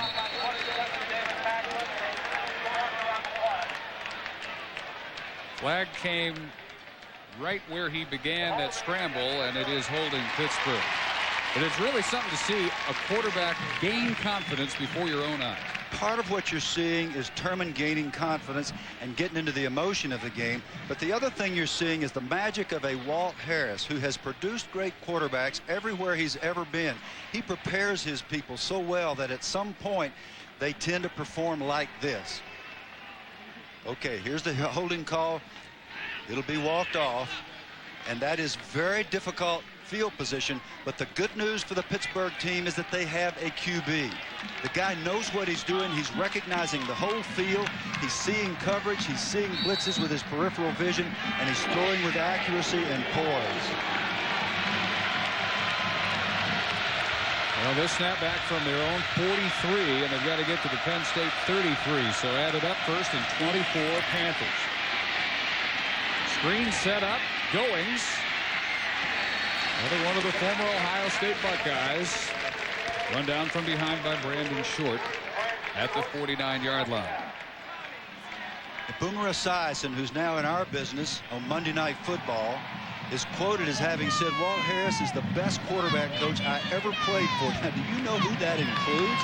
That is a bunch of really, really sharp. Here he is somewhere. Yeah, there he is, all buried in the middle of all those big guys. And he's just talking sense all the time. Was with the Jets 3 years before going to the John Cooper staff at Ohio State for 95 and 96. Helped them to the Rose Bowl. Arrington almost ran down Terman, and he still got it off, and it's almost caught by Grimm. Remarkable. He got it off and almost completes it. With that guy bearing down on. Have you ever been chased by a grizzly bear? You know grizzly bears can outrun thoroughbred horses. So can this guy. Look at LeVar Arrington. That's called closing speed. But once again, the poise of the quarterback knowing when to get rid of the ball so that he doesn't take the sack, neither does he take the risk of an interception. I don't know what Turman runs in the 40, but it's not 4-4 where they've caught Arrington. Just stayed ahead of him, and a quick kick on 3rd and 18. Ascari Adams, the nearest Lion, and this is going to work out like a dream on the quick kick all the way to the 3 before it dies. Little picture of college football from years past, returning here in 1999. On any road, in any kind of weather, you can find yourself out of luck with a flat tire. But not with this tire. Even with no air pressure, you keep driving to safety. Goodyear AquaSteel Run Flat. It could be the difference between finding yourself out of luck or finding the safe way home. AquaSteel Run Flat, only from Goodyear.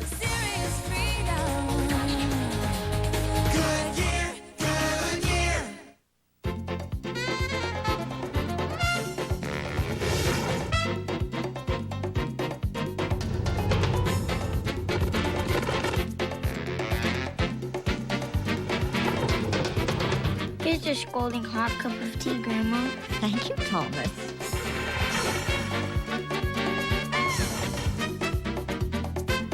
The M-Class performs like a Mercedes, no matter where it goes.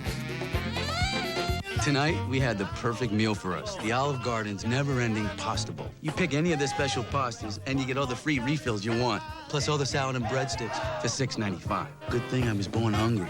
The Olive Garden. When you're here, your family. I've been on a fine little old polling rackets. I've been down 10,000 with it. Mr. in the blue shirt, please stay with me. 1375. I don't want to 75. Avoid internet distractions. DowJones.com is all business, so you can work better, faster, smarter. Hear people talk about Happy Valley. There it is from high atop scenic Mount Nittany. Just over our shoulder here inside Beaver Stadium. Thompson remains the quarterback, and the Lions get harder and 2 yards from the fullback Mike Caramelli, who owns their only touchdown. Here's a blast from the pass. When was the last time you saw a quick kick? Walt Harris had the privilege of coaching at Tennessee in the Southeastern Conference. General Bob Nealon taught my coach Bobby Dodd the magic of field position. Make them start deep in their territory. It's worth numerous first downs. In this situation inside the 10, usually worth at least 3 points. Great play. From the goal line, Thompson for the tight end, John Gilmore, and he's close, but not quite to the first down marker. An update on Wisconsin, Brian Kenny. Thank you, Dave. FogDog.com taking us to Madison, Wisconsin, and Ball State. Scott Kavanaugh to Chad Coons here, 7 yards touchdown. By the way, Ron Dane, 131 yards on the ground. He is playing in the second half, Dave. Yeah, not quite the blowout they had there open. Dave, something I need to get in right now. It's 3rd and short. This Pitt defense that's played so valiantly really got to stop these guys here. Make them punt from close to their goal line. That's the magic of field position. Caramelli, I don't know. Just like that. I don't know if he got there. Ramon Walker, all 190 pounds of him, up from free safety and joined by the 200-pound linebacker Kareem Thompson to crunch the Penn State fullback Caramelli. Yeah, this is the fullback belly, and it's normally a bend back play, but he bends it back too far. They got no blocker for these guys. There comes Thompson, number 22, the weak side linebacker. Larry Corey, the defensive coordinator, says he's the first real leader we've had since we've been here. High nose. I'll tell you, I would question the mark. Joe Pa loves it right now. Pittsburgh's giving them nothing. Penn State's going to have to earn everything they get in this game. Walt Harris has presented Penn State with a much different challenge than they got from either of their first 2 opponents. It was never this close, this late, or anything close to the batter they have here in the middle of the third. Hit as he delivers incomplete, intended for Gilmore. First 2 weeks, it was just a circus. Anybody that touched it seemed to take it 80 and score for the Lions. The big play offense of Penn State is beginning to show a few cracks at the seam. Fran Ganter said he wanted to see his team in trouble. He's got his wish. They're in trouble. The big plays, 19 plays of 20-plus yards. Today, 3 plays of 20-plus, and here they need another one. And all 3 of those in the first quarter. Panther defense fired up and adjusting well since then. Good play fake. Thompson throws it away. Intercepted at the 15-yard line by the Panthers. Brian Knight, the defensive end. Defensive end coaches work their guys constantly. Stay at home, play the reverse and the throwback screen. This was the throwback screen, and you might have anticipated it. Brian Knight is lined up here. He's going to drift out here and hang. The last thing that the quarterback expects. Kevin Thompson thinks he's got his man over there all by himself. I think I'll just drift it up. He throws it slightly off target, and the big man Knight will never forget that fine catch, and he'll be bragging about it to his grandchildren. Pittsburgh ball at the Penn State 18-yard line.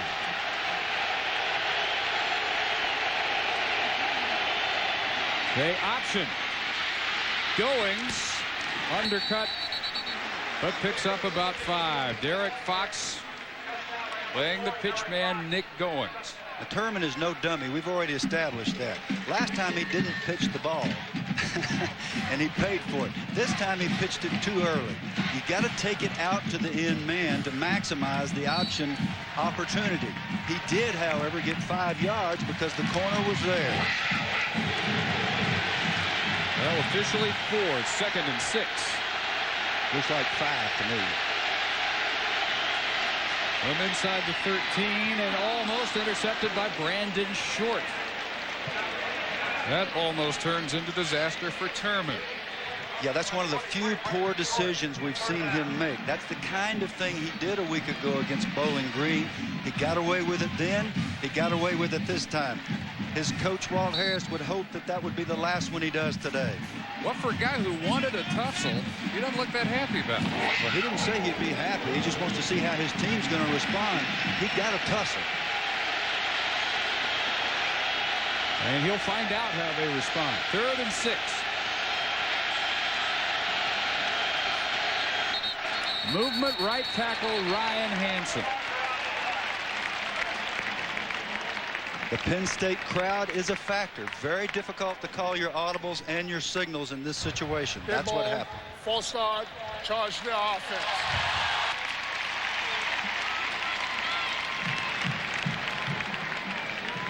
$96,000 having the desired effect on the enemy. Walt Harris now turning from 3rd and 6 to 3rd and 11. Yeah, and he's going to have to call something here that doesn't require an audible unless he can do it with hand signals, because it's going to be rocking when they come to this line of scrimmage. Count on it.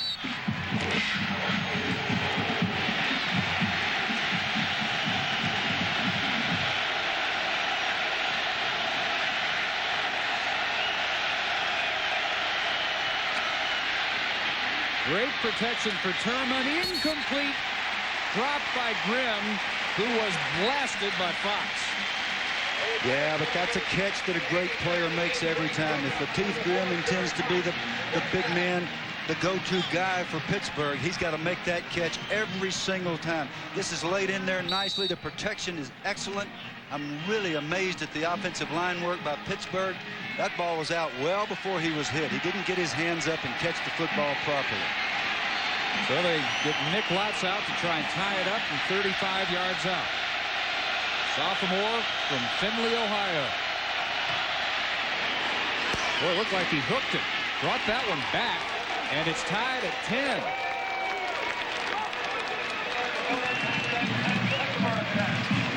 The Brian Knight interception allowing the Pittsburgh kicker Nick Lotz The celebration for a 10-10 tie, 5:55 to go, third quarter. Nobody expected this.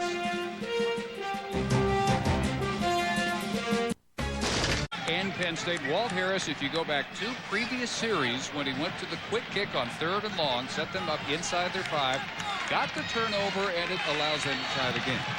It's amazing how often it works that way. If you can put the other team in very poor field position inside their 10, invariably you'll get at least 3 points. An interception was required to get it, but they got it. Here we go. This kick should be returnable from the 10. Watson has had a hard time finding the handle a few times today. Kareem Thompson ending a 14-yard return. Just a little golf cut shot if you're good enough to do this kind of thing. Right inside the upright. Bearing the fruits of the call previously when they did the quick kick, and everybody in America thought, what in the world is he doing? He knows exactly what he's doing. Active quarterback is Rashard Casey, who led what is still the only touchdown drive of the day for the Lions. Chased out of the pocket by Amir Purifoy and knocked down by Ryan Gonzalez. We haven't seen Casey since he took that 22-yard sack. No, but we just saw, Dave, what he brings to the table. He has that explosiveness. He also has a fine arm and a fine mind, but he has those legs and feet. And sometime in a situation like this, that can get you back in the football game. Penn State is really a little stunned right now. Knocked back on their heels a little bit right now. The Pitt has taken the crowd right now completely out of it, too. Fields has been quiet since the big first quarter. He went in motion. Eric McCoo darting, first down, out to the 36. Yards have come much tougher than in their first 2 games. You haven't seen the 30 and 40 and 70 yarders that they were getting almost at will. Now a 5, 6, 7-yard game looks good. Only 3 plays of 20-plus yards after 18 in the first 2 games. Mark Ponko, number 14, the strong safety, and Ramon Walker, number 25, the free safety, are big reasons for that. Also Dinkins. B.J. Dinkins is in there, number 1, also at free safety. Big guy. They've done a good job of tackling.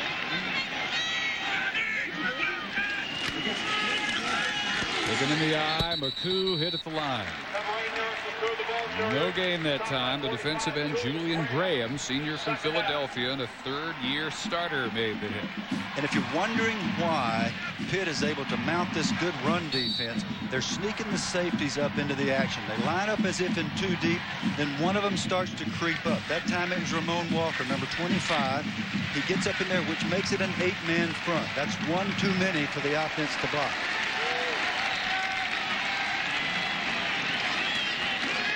Straight drop back this time. Now Casey under pressure. Ryan Gonzalez forcing Casey to run out of room. Down to Dave Ryan.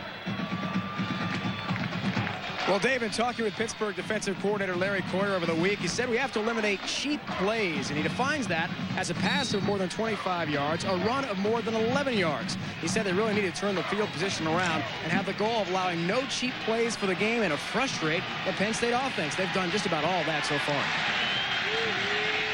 Not as well as you could ever hope to. You may not see anybody do this as well the rest of the year against Penn State and all their weapons. Casey into a crowd and incomplete. Tony Stewart, the tight end, double covered by Ramon Walker and Demetrius Rich. And with every defensive stop here in the second half, the Pittsburgh bench just becomes more and more electrified. They have a better and better chance to win this game.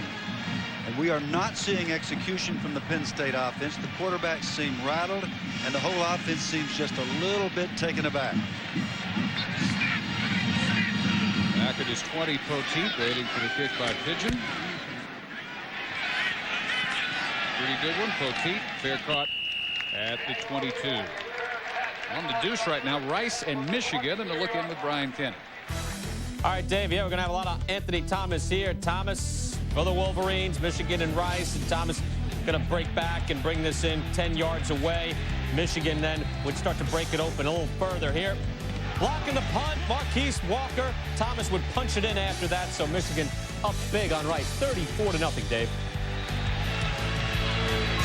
Tough start for Kenny Hatfield and the Owls. They lost their crosstown rivalry with Houston to open up last week. Blown out today in the Big House. Panthers taking over from their 22. With Turman looking to the corner, and Grimm hangs on here. Quickly hit by Macklin. Not before a gain of 13 yards. More college football coming up later today on the Deuce. With, at 5 o'clock, Lou Holtz and the Gamecocks in Athens against Quincy Carter and the Georgia Bulldogs. And then number 23, Texas, visiting New Jersey to take on Rutgers at 8 p.m. For more, log on to ESPN.com, part of the Go Network, go.com. Fans in New Jersey hoping to get to see Chris Sims at quarterback for Texas. Very little in their first two with Major Applewhite keeping that from becoming a two-quarterback controversy so far in Austin. Unlike these two, who have both played two. Kevin Barlow tripped up. They'll mark him at the 37.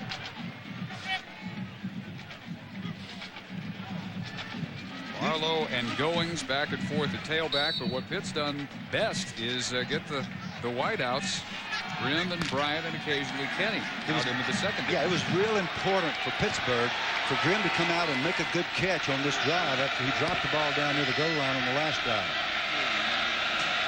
They've only run for 57 yards, but Penn State has only run for 28. Non-existent ground game. No gain for Barlow. Penn State the early lead on an 11-yard touchdown pass. Casey to Caramelli. Pittsburgh answering, 16-yarder. Turman to Antonio Bryant, and then the difference at the half, 43-yard Travis Forney field goal, which has been answered here in the second half by Lotz's field goal. That's where we are with 2:42 in the third, and a big third down here. Tried to hook up with Bryant where they had most of their success over the middle, but not this time. And just finishing up what you talked about there, this is a team that averaged 55 points their first two games, 41 against the number 3 ranked Arizona Wildcats when they came in here. And Pittsburgh is absolutely stoning them right now. Of course, Pittsburgh's offense is not generating much more, but this is exactly what Walt Harris wanted to see. And as I've said so many times, this is what the Penn State coaches wanted to see, how their team would respond. Pittsburgh has outgained Penn State on the day. 240 to 222. Watson on 2 hops. This might turn into a little something. Nope, tripped up at the 22 by Mark Ponko. The kick went 46 yards. Pittsburgh's last extended success against Penn State, you have to go back just over a decade ago. Dramatic interception return for a touchdown. Gave the head coach at the time, Mike Gottfried, a win. 10-0, 1987, and then Gottfried and company again the following year here in Happy Valley. Another win. Pittsburgh's last so far in this series, provided by Kirvin Richards' touchdown. Since then, Penn State has won the last 6, but Mike Gottfried has gone on to much greater glory. And his 40 time has slowed somewhat. Mike is smoking down that sideline. Snap fumble picked up by Casey. And he turns it into a little gain to the 25.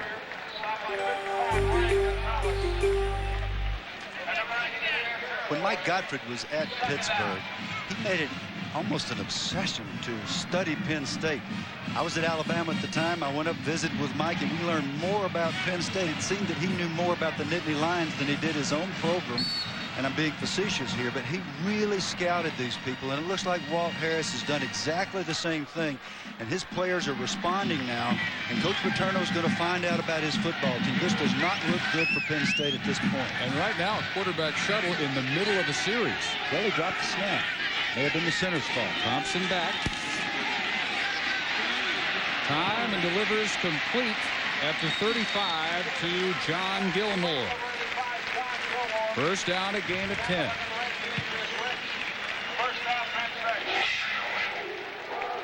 Both these offensive lines have had outstanding days. Kareem McKenzie, Jordan Caruso, Francis Spano. Look here.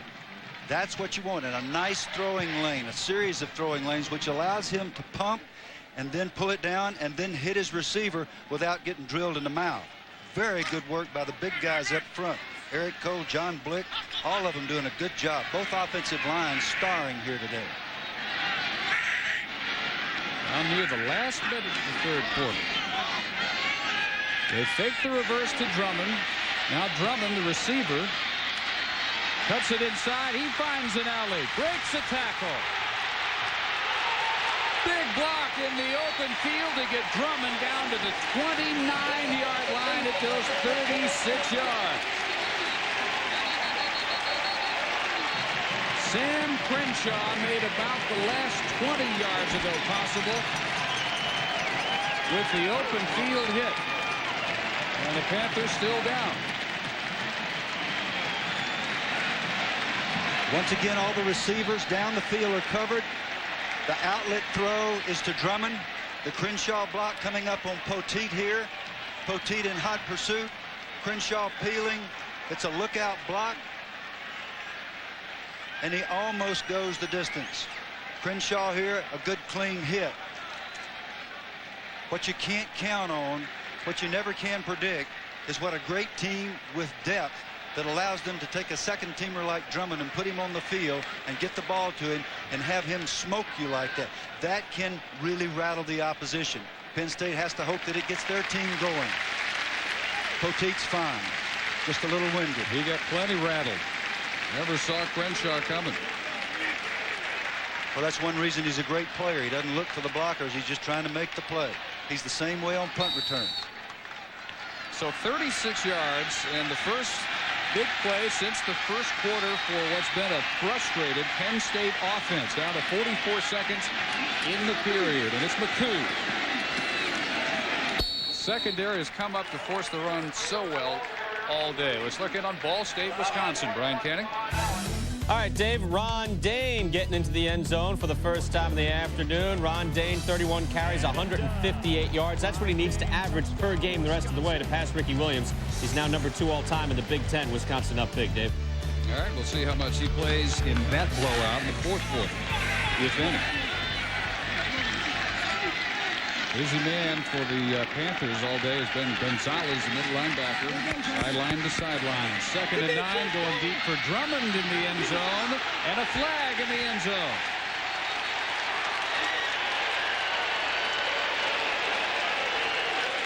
One-on-one with Demetrius Rich.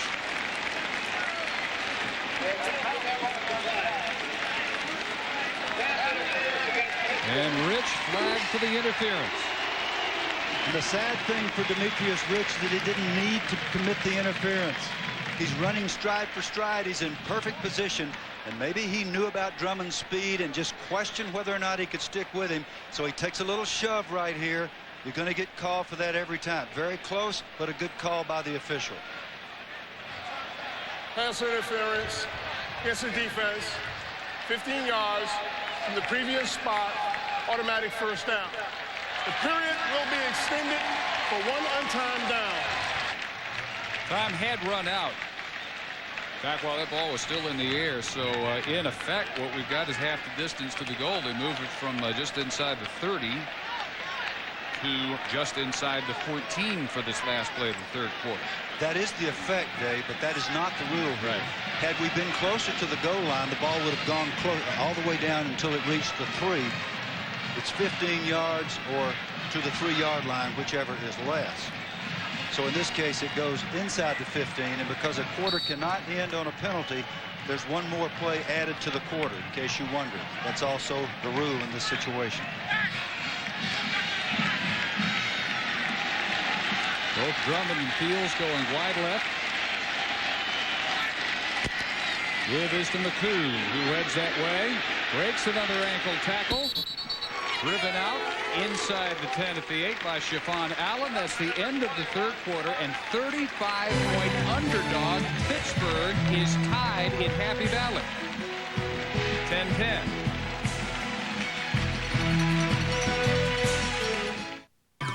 Happy 20th anniversary, ESPN. Welcome to Help Corps, the service specialists. All of our operators are currently assisting other customers. Please hold.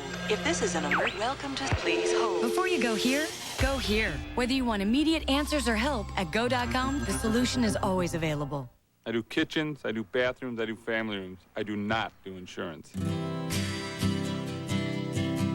I want to be treated like I feel I treat my clients. I want to be treated like I am their only client. Michelle Dutzman treats me the same way I want to be treated. I have my cars, all of my household. I need somebody that I can get advice from. I know that when I need them the most, they're going to be there. Get to know your State Farm agent. It's a great relationship.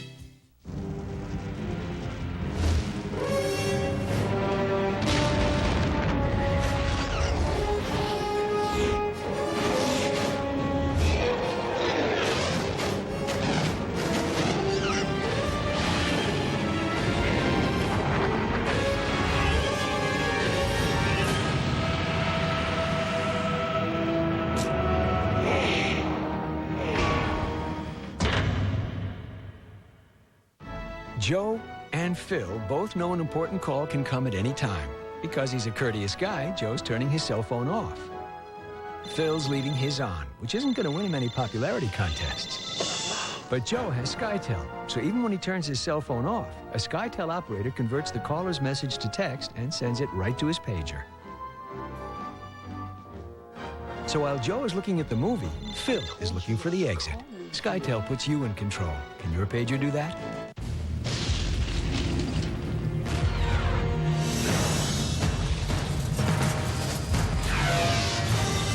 It is more than a trial by fire. It is a rite of passage. And if you can master your fear, outsmart your enemy, and never yield even to yourself, you will be changed forever.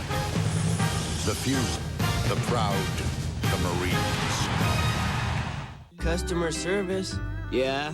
Uh-huh. No need to check. We always have that in stock. Come on down. We're open till 7. Before you go here, go here. Whether you're checking stock or arranging delivery, at go.com, your time is yours.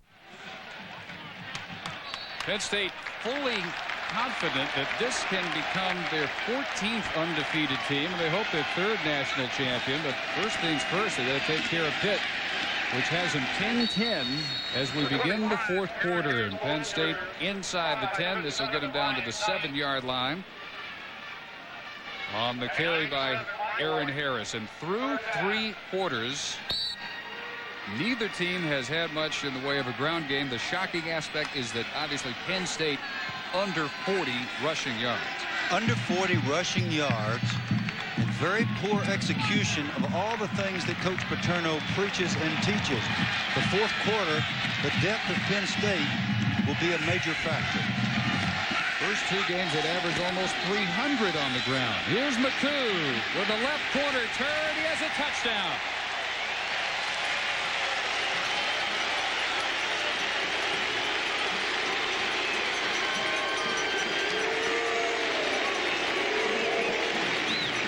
First hand that Eric McCoo ought to shake is that of his fullback, Mike Ceramelli. Yep, and this has nothing to do with depth because Mike's been playing all day long. Number 36, the fine fullback from Penn State, does exactly what Coach Joe teaches. Picks his football team up by the seat of the pants, makes a key block, and McCoo walks in the end zone.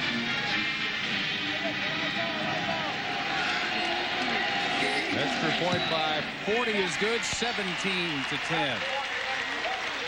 People expected a parade of plays like this all afternoon by Penn State. It has come at a trickle. Ceramelli got one himself in the first quarter. Now he clears the way for McCoo to break the tie for the Nittany Lions. If you had to be stranded on a deserted island with just one other person, who would it be? A boat builder? Or a survival expert? Perhaps a fisherman? Or would it just be someone who looks really good in a swimsuit? Introducing the all-new 2000 Mitsubishi Eclipse. Nicely equipped at $17,700. There are more sensible choices, but who cares? On any road, in any kind of weather, you can find yourself out of luck with a flat tire. But not with this tire. Even with no air pressure, you keep driving to safety. Goodyear AquaSteel Run Flat. It could be the difference between finding yourself out of luck or finding the safe way home. AquaSteel Run Flat, only from Goodyear.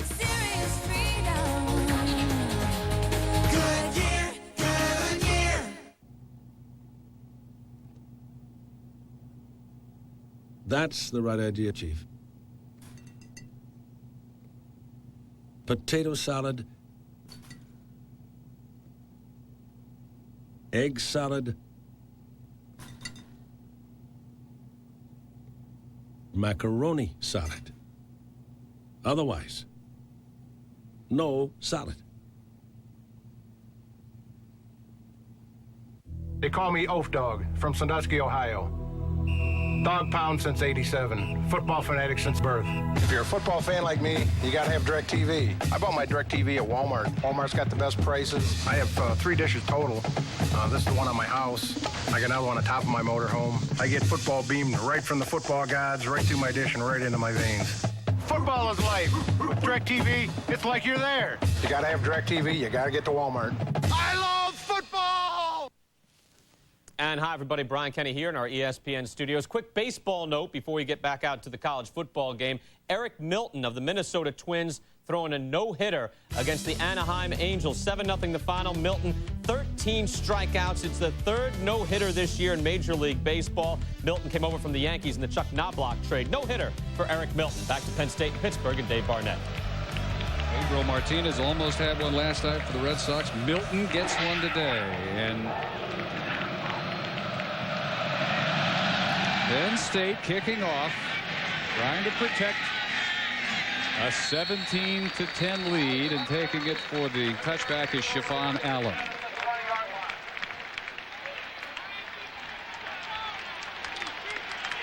The fullback at Penn State, as important as it is at the University of Nebraska, his job is to be a pulling guard, to be a receiver and a runner, but most of all, he better be able to block, as Demetrius Rich, number 8, just found out near the goal line.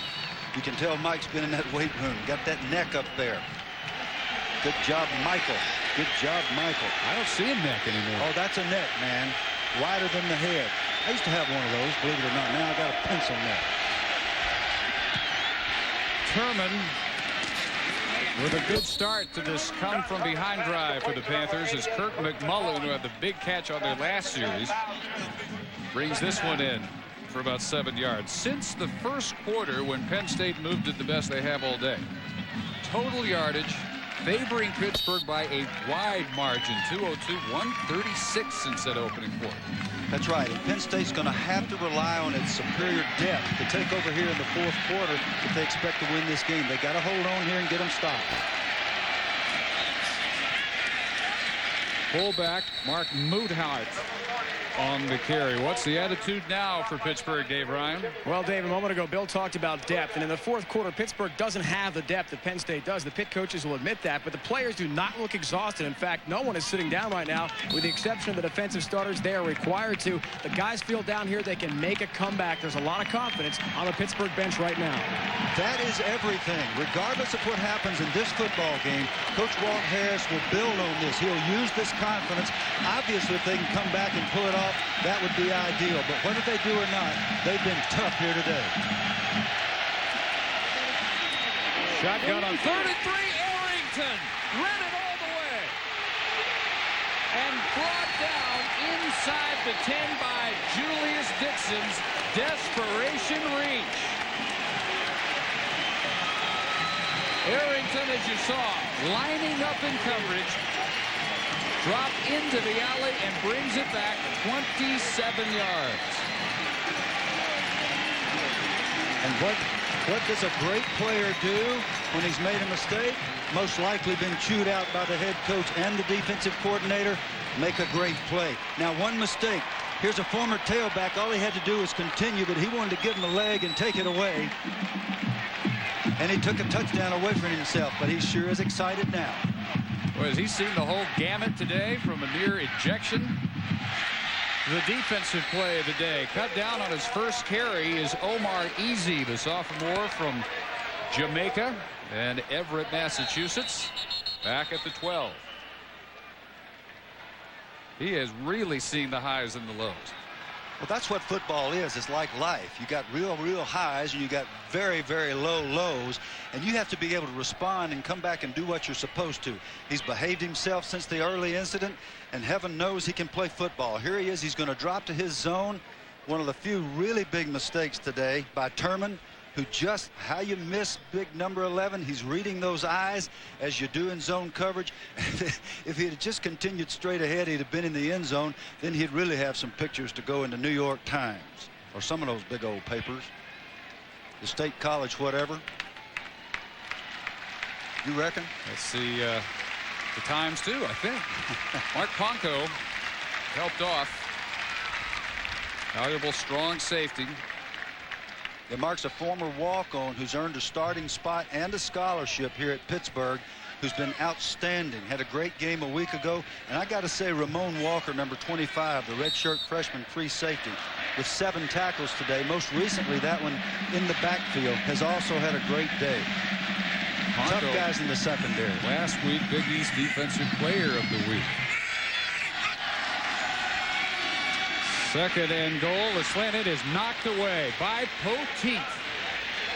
The matchup with Sharpie Fields, and Poteet, who had to be helped off not that long ago, makes the break where he either gets a piece of it or it's a touchdown for Fields. That's right. And Sharpie's job is to get inside of Poteet. Poteet's job is to keep him from getting the post route inside him.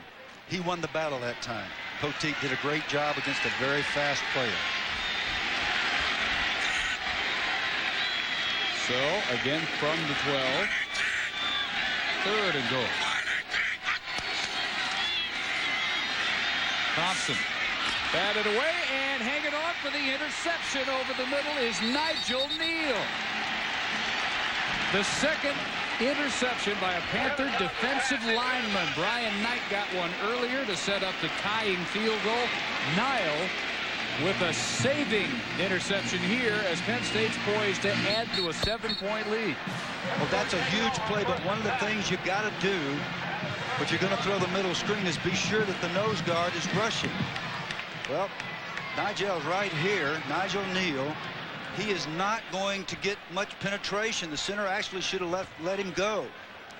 He's just sort of squatting there, tips it up. Nice basketball rebound move. Gets all spread eagle here. And he's been nicked on the play, and they're checking him right now. We're talking to Jerry Sandusky about how he dropped nose guards, and he said the only reason we did that is because we had a nose guard that couldn't rush the passer, so we just decided we might as well drop it. Nigel's feeling real good right now. It won't start hurting again until he gets in the shower. Big, big play for this young Pittsburgh team. 12 true freshmen or redshirt freshmen playing out here today. So they hold off the Lions again. They take over from their 13. First down for Turman all day. And his turn to scramble. Chased by Jimmy Kennedy. Knocked out of bounds at the 20-yard line by Anthony King.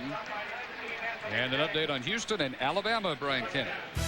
Dave, the Conference USA trying to hang with the SEC. Jason McKinley of Houston putting this up to Orlando Iglesias. 16 yards for the touchdown. 17-10 Alabama up on top.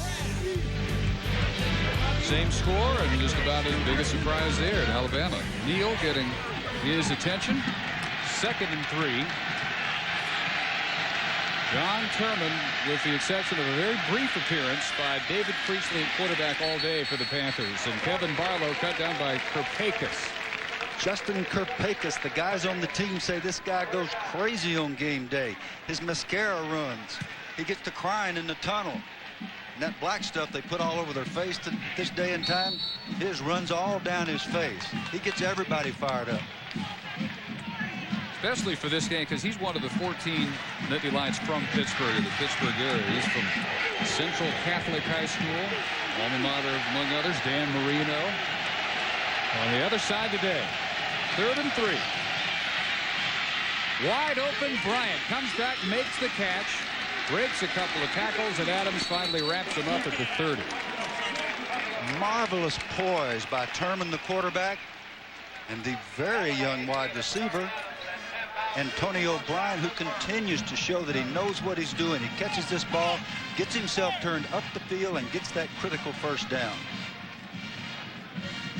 Still talking about his circus touchdown catch last week to break open what was a close opener with Bowling Green late in the 3rd quarter. One of his 4 catches. Oh, it looked like one of those Lynn Swan deals, reaching over the top of the defender and pulling it in the end zone.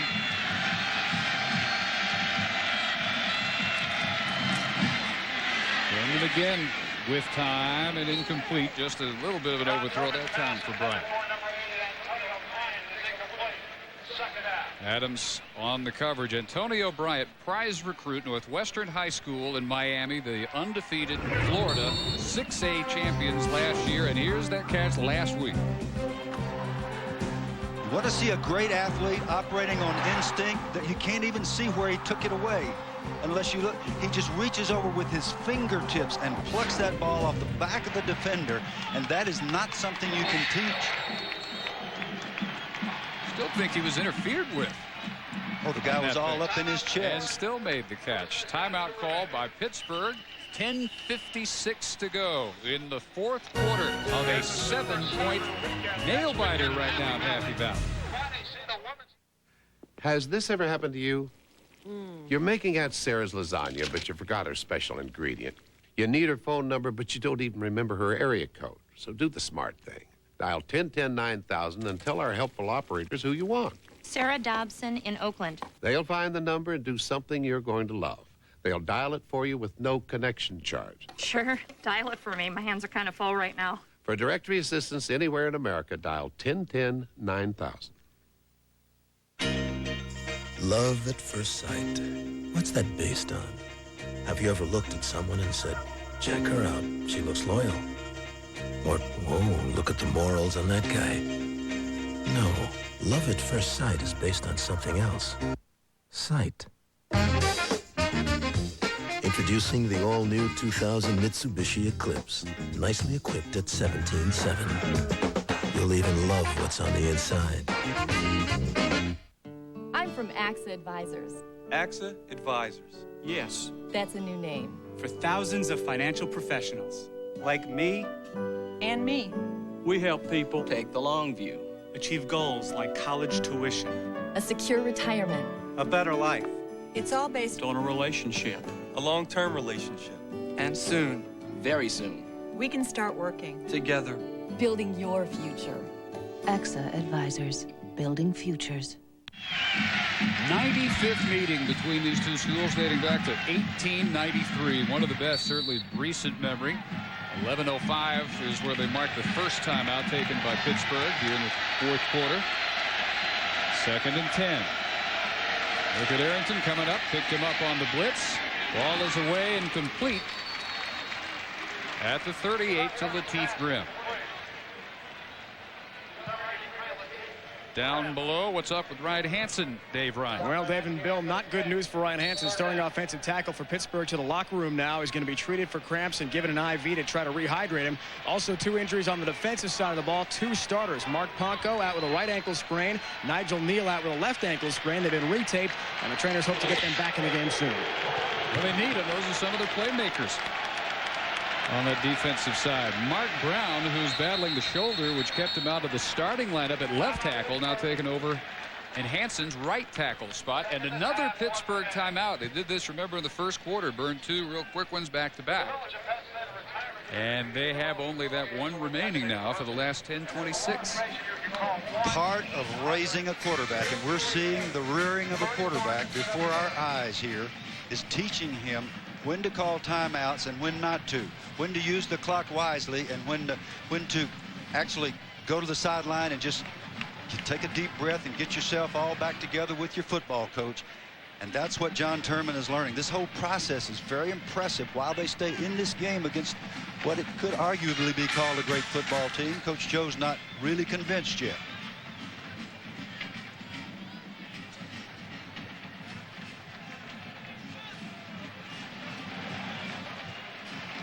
Thurman moving the ball. They haven't had that many 3-and-outs while he's been out there. They've at least gotten a little something going, even when they had their worst field position, and they've been able to push it out to the 38 on this possession. You're exactly right, and Jerry Sandusky's cleaned out his ominous playbook, and he's come with every blitz. Safety blitzes, corner blitzes. Thurman has been equal to the task against virtually all of them. So see what they have on 3rd and 2.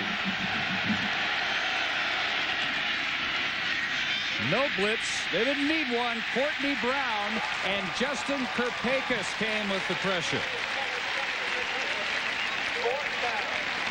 And Pittsburgh will have to kick it away.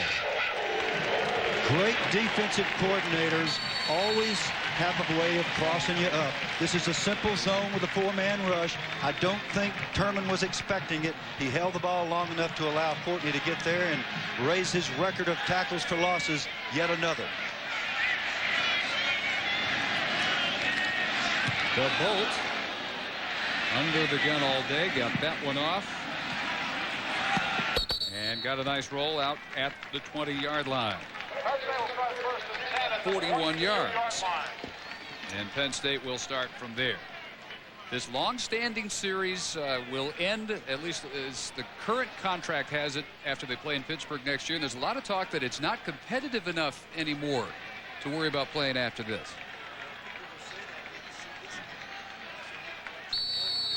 Took off. They have been going since 1893, as we said, and 2 games in a row now. 7-point margins, 20-13 Penn State last year. Swing pass, first time Larry Johnson touches it. This week, first time he touched it against Arizona on his first college touch. He went 60 yards for a touchdown on a screen pass. Our Kelly Springfield storyline today.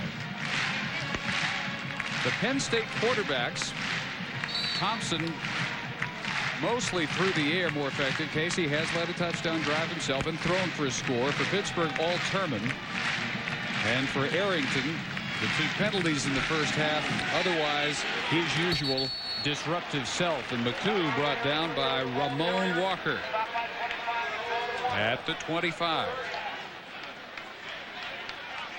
Where it'll be 3rd and 7. Ramon Walker continues to be a presence in the running game of Penn State. He's been up in there. We've mentioned him before. 8 tackles now. Sooner or later, the Penn State coaches are going to try to go up top. They've tried it several times. Their play action designed to catch the young safety up in the run game when he's not supposed to be there. So far, it hasn't worked. Got it off for Caramelli. Perfectly timed before he got spilled. Thompson to Caramelli. 12 yards and a first down.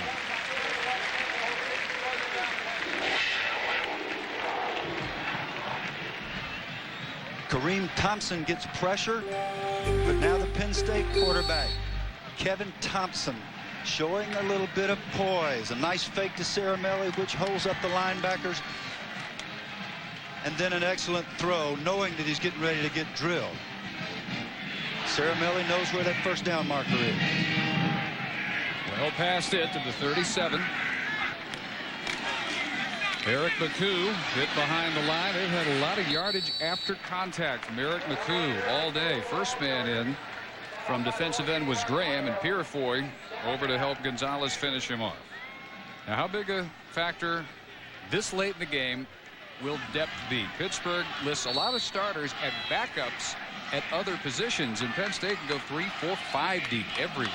Well, Dave, you looked at their depth chart yesterday and said, I've never seen a team that used starters as backup at other positions that did well against a team like Penn State. And this is the reason. In the fourth quarter, it will be a major factor if Penn State can capitalize. They just have more fresh people. Thompson, play action, stepping up. Flag is down. Thompson on his second impressive quarterback keep out of pressure. He scrambled twice today. This is good for 21 yards if the play stands. And John Smith's going to bring it back, hold it. Another look at West Virginia and Miami of Ohio with Brian Kenny. All right, Dave, thank you. Take a look at Mike Bath here, quarterback from Miami of Ohio, taking one for the team, sacrificing himself. Got it to Travis Prentice somehow. Prentice with his 59th rushing touchdown, 13 off the all-time record. That cut it to 29-21. But Mark Bolger, West Virginia, to Antonio Brown, and it's 36-21 Mountaineers. Dave? Ricky Williams has 2 records under assault. The yardage record. Dane hoping to get it. Prentice for the touchdown career record has a good shot. Joe Paterno's face has been just that creased and worried all afternoon, and with good reason. Clinging to the 7-point lead, now looking at 2nd and 21. Scramble by Thompson, wiped out. Ball deflected high in the air and caught on a leap by Aaron Harris. Being outnumbered and out-depthed as Pittsburgh is, they're going to have to continue to get these kinds of breaks. A holding call, which sets Penn State back. A tipped ball. For Pitt's sake, they would love to have caught that, but even though they didn't, it's another play where Penn State did not gain field position or move toward a first down. This is a very big play for both teams here. 3rd and forever. There's Larry Coyer, defensive coordinator. Been talking about him all day. His group's done a great job today.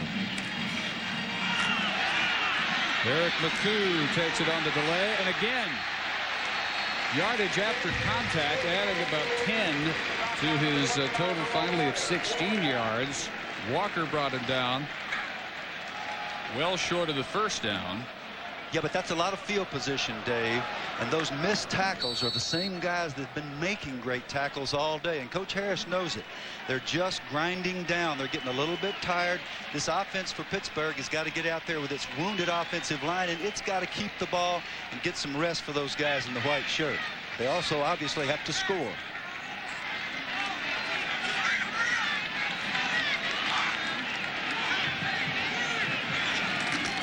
So the kick by Pigeon. That bounced off. It looked like James Boyd, and he'll down it at the 7. The fans wondering, did it touch a Panther? And the way everybody reacted, I don't think so. So mark dead, 41 yards. Pittsburgh ball. Do they have another drive in them with 5:21 to go? Before 51, the Bristol University School of Football has been an intellectual haven for asking questions and seeking answers. A place which challenges and enlightens young minds in the academic pursuit of football.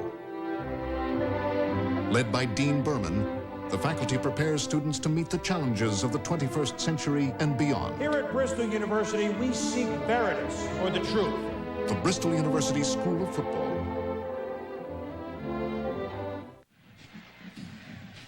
I don't know if they invented tailgating here, but they perfected it, and they come from everywhere.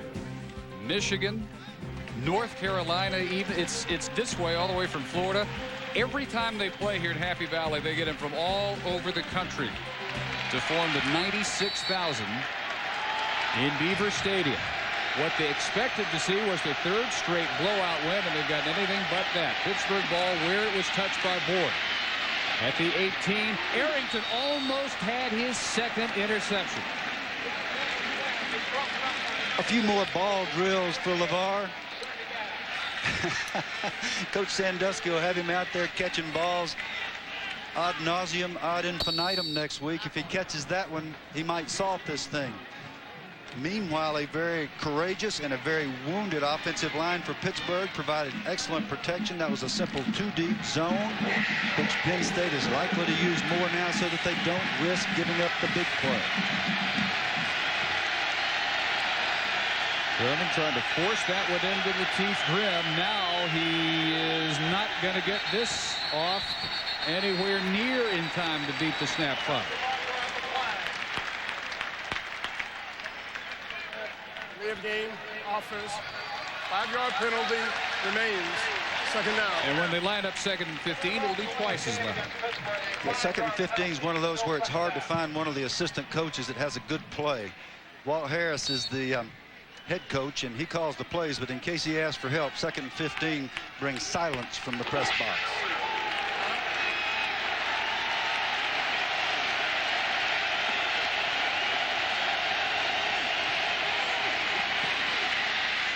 Got it away on the run, and the receiver lost his footing. Kurt McMullen looked open and would have had real close to the first down. Now 3rd and 15.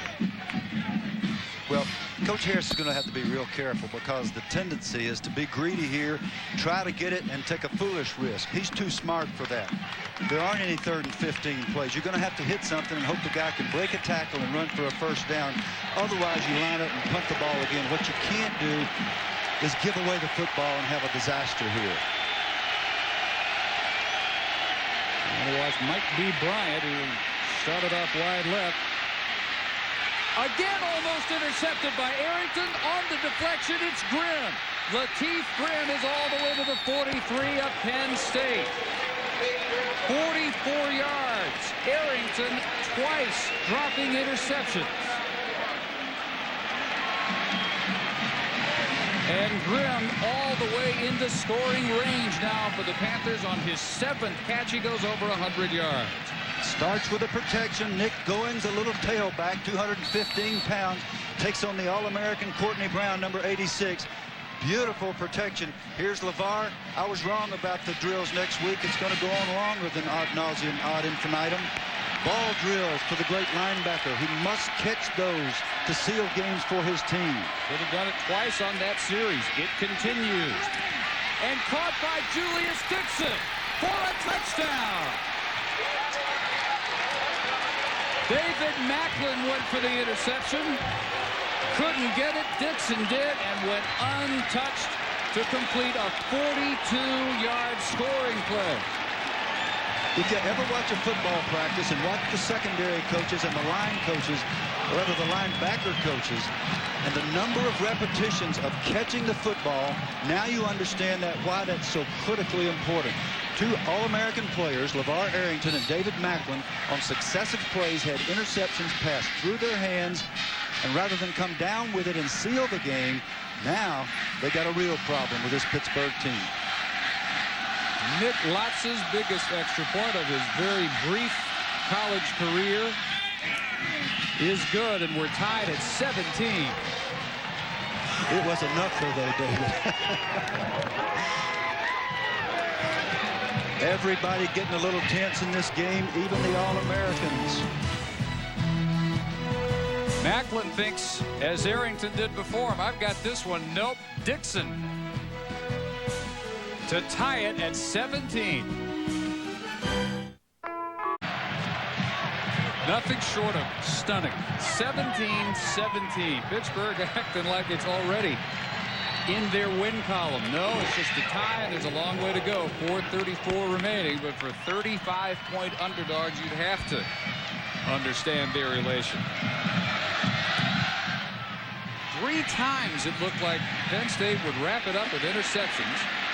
Larry Johnson returns this from 2 yards deep out to the 16.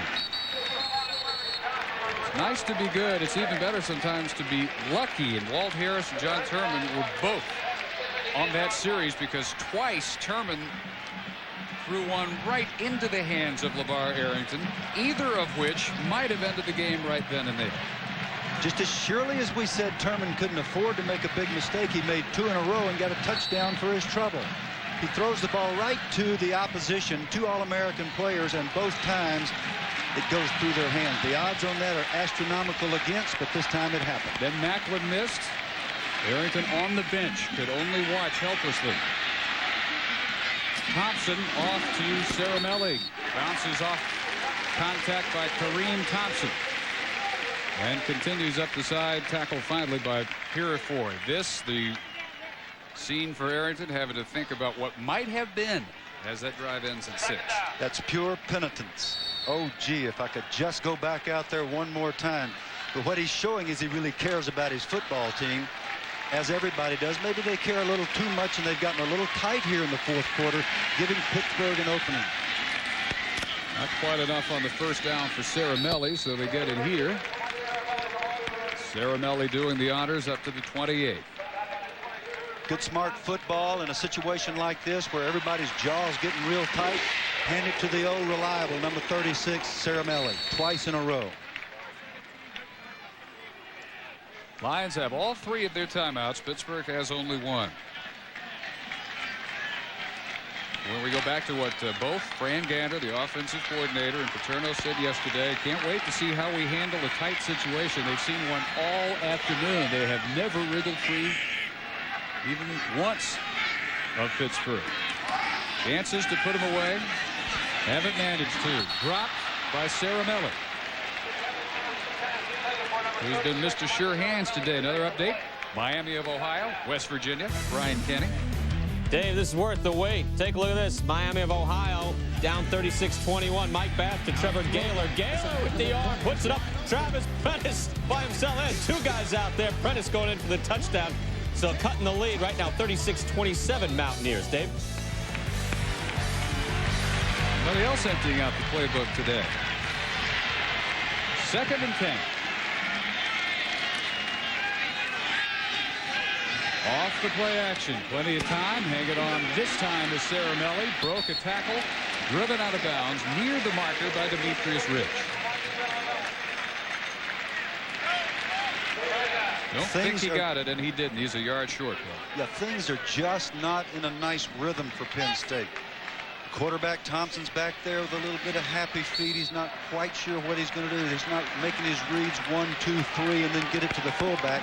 He did get it to the fullback eventually, but he was a little late. Ceramelli would have been able to turn it up for an easy first down had he gotten the ball earlier. 3rd and 1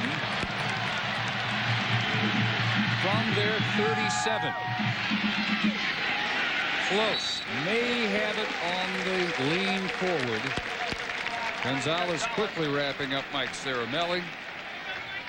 But from the spot, I don't think he will even need the measurement, and he won't. First down. Pure, old-fashioned Paterno football, Nebraska football. Hand it on the belly to your fullback, and son, you got to make it, and he did. Driving with his legs when there's not much blocking there, and there's not expected to be a whole lot. Boom, right there, and you keep those legs churning. All those hours in the weight room pay off. Again, play action, looking deep this time. Thompson up the side, man is open inside the 15. Drummond has it.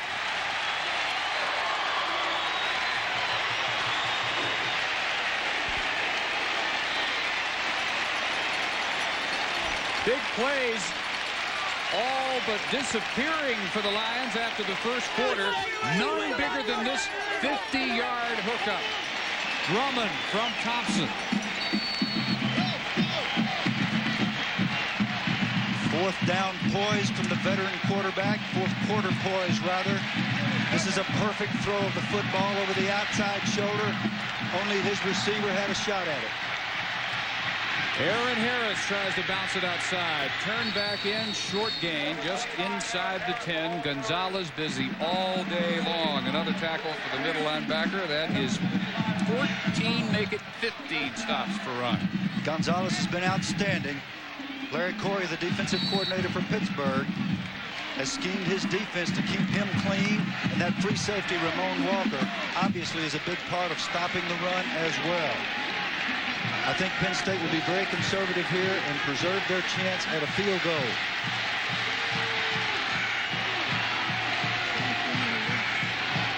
Using as much of the play clock as they can with the senior quarterback, Eric McCoo. Hurdles at the line of scrimmage, and as he's done all day, most of what he gets on his own, down to the 8.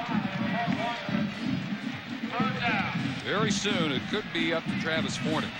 Yep, and Travis Forney has been Mr. Reliable for Penn State. He's over there right now thinking about his steps. He can't be thinking about what's going to happen in the big rivalry or all the emotion. He's got to think about get that foot planted, swing straight through, keep the head down.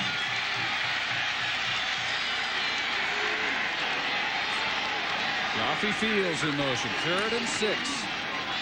McCoo cut down at the 6, and it will be Travis Forney called on with 1:25 as Pittsburgh will use its last timeout. So Forney with a little time to think about it. He'll have a chance to break the tie when we come back.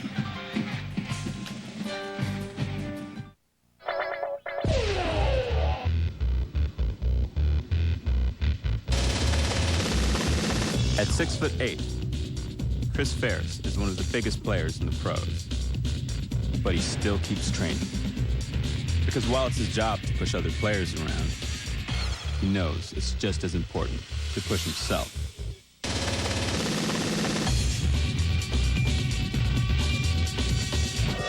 K-Swiss. Why do birds suddenly appear every time you are near? Just like me, they long to be close to you. I think you're beautiful. Gee, thanks. I was talking to the beer. Dan Patrick at TGI Fridays. Can I have the autograph, please? Sure, bye. Thanks, Mr. Patrick. Don't mention it. Panthers use their last timeout and give Travis Forney time to think about what might be the game winner. It can at least break this tie. He hit from 43 earlier. This will come from 24 yards. Perfect angle for a right-footed kicker. Perfect snap and hold and kick.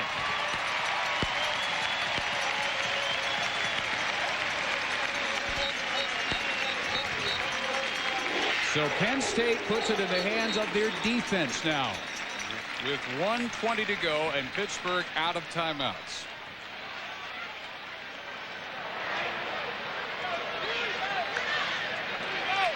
A moment ago, they put it in the hands of the man who has replaced the injured Corey Jones again today, the sophomore, one of their many from Pittsburgh, Eddie Drummond, who has 3 of their 5 plays of 20 or more yards, contrasting to 18 in the first 2 games. That last one good for 50, got him set up, and then the Panther defense, to their credit, stiffening again, had to settle for 3. Now can Penn State drive with no timeouts to work with? Dave, this is one of the better games we've seen in a long, long time. It just seems a shame these people don't keep playing. Well, the people who say that this series should die because it's not competitive, you got to come up with another reason. They can say economics, or is it worth it for Penn State to play every other year at Pittsburgh? There's some factors other than competition that have got to come into play, because these last 2 games, both right down to the nub. Walt Harris has done a fine job with his football team to get them ready. And this game is not over.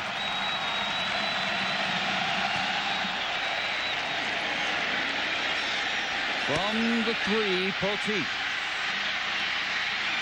Look out. Hank Poteet faced with Drummond, and it's Drummond who drives him out at midfield. And Drummond just made the biggest play he's made today. All those offensive plays are fine. He just saved a touchdown. The fastest man on the Penn State team just ran down Poteet and kept him from going the distance. And what a great play by the courageous corner, Hank Poteet. He hit that wedge 100 miles an hour. This is the way you return a kickoff. He's not worried about his personal safety. He's not worried about stats. He's trying to win the football game. This is beautiful football. Watch out, folks. We got time on the clock. 47-yard return. Panthers from midfield, down 3, no timeout.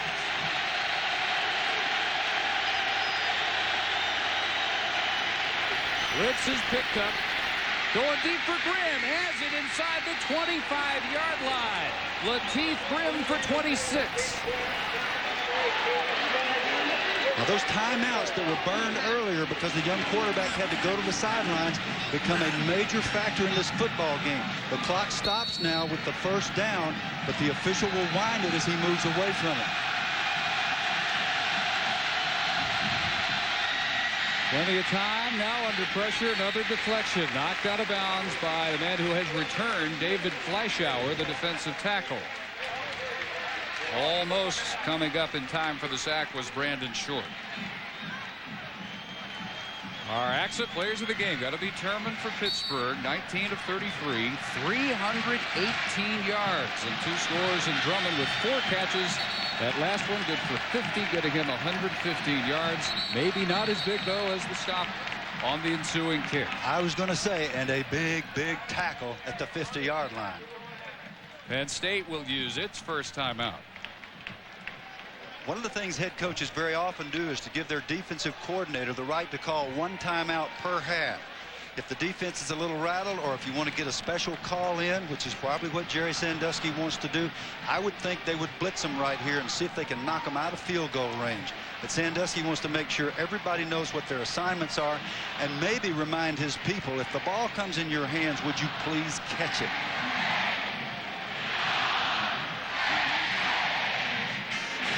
None of this would have ever happened if any of the 3 interceptions that bounced off line defenders had been brought in. Arrington had 2 right in his hands. Macklin leaped for 1 right through his hands all the way to Dixon for the touchdown, which tied it. And really, the big guys, you tease me about bragging on the offensive linemen and the centers, but this Pittsburgh offensive line is wounded. You got Mark Brown playing hurt at the tackle he doesn't normally play, the right tackle.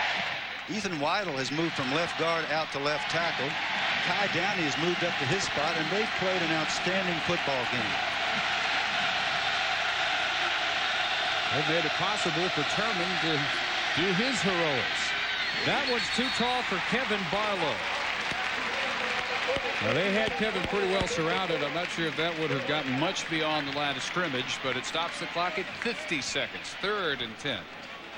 And that man wondering if it's going to be up to him to force a possible overtime. Well, here again, one would hope, if you're the kicking coach for Pittsburgh, that Lotz is not worrying about an overtime. He's thinking about get the foot down, swing the foot through, right through the middle of the uprights.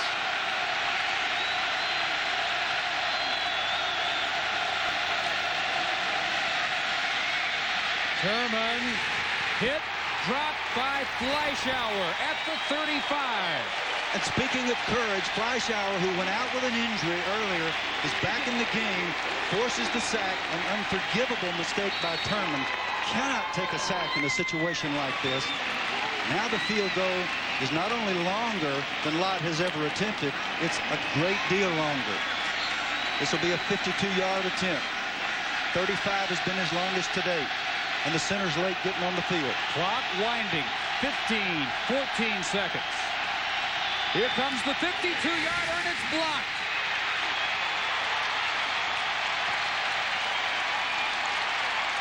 Arrington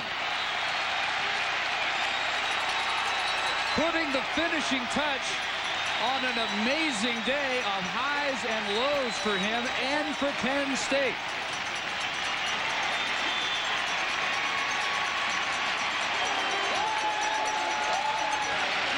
Almost got himself thrown out of the game. In the first half, he comes back, almost intercepts twice, but he preserves the day for the Lions with a blocked field goal here. In big games, big-time players make the plays. Arrington comes from 10 yards deep, does his 40-inch vertical jump, and gets a piece of the football. Walt, you got nothing to be ashamed of. Your men have fought their hearts out. A valiant effort, great preparation, outstanding football game.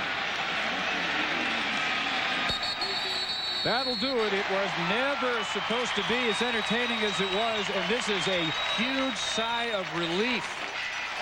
More than ecstasy that you hear at Beaver Stadium as LeVar Arrington seals a 20-17 Penn State win, their 7th in a row in this series, but the last 2 coming by a total of only 10 points. And let's go down to Dave Ryan with Joe Paterno. Dave?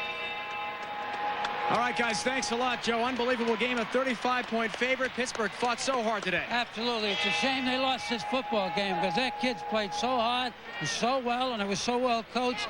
You gotta give them all the credit in the world, right? But I ought to get my kids hung in there, had to make some plays, and they ended up making them. So, you know, but you hate to see anybody lose a game like that. It was a great game. Joe, you told us yesterday how important it was your team needed to be tested. This was a pretty big one, huh? And how? A little bit more than I wanted, but Pitt's a solid team, and they're going to get good. What do you learn from this game? Oh, well, you know, I got to see. I learned we got to do a few things better than we do. But other than that, well, thanks a lot, Coach. Guys, back upstairs. All right, a little more than he bargained for. Arrington, the story for better or worse. And in the end, for better. Penn State wins it 20-17, and from Happy Valley to Chris Fowler.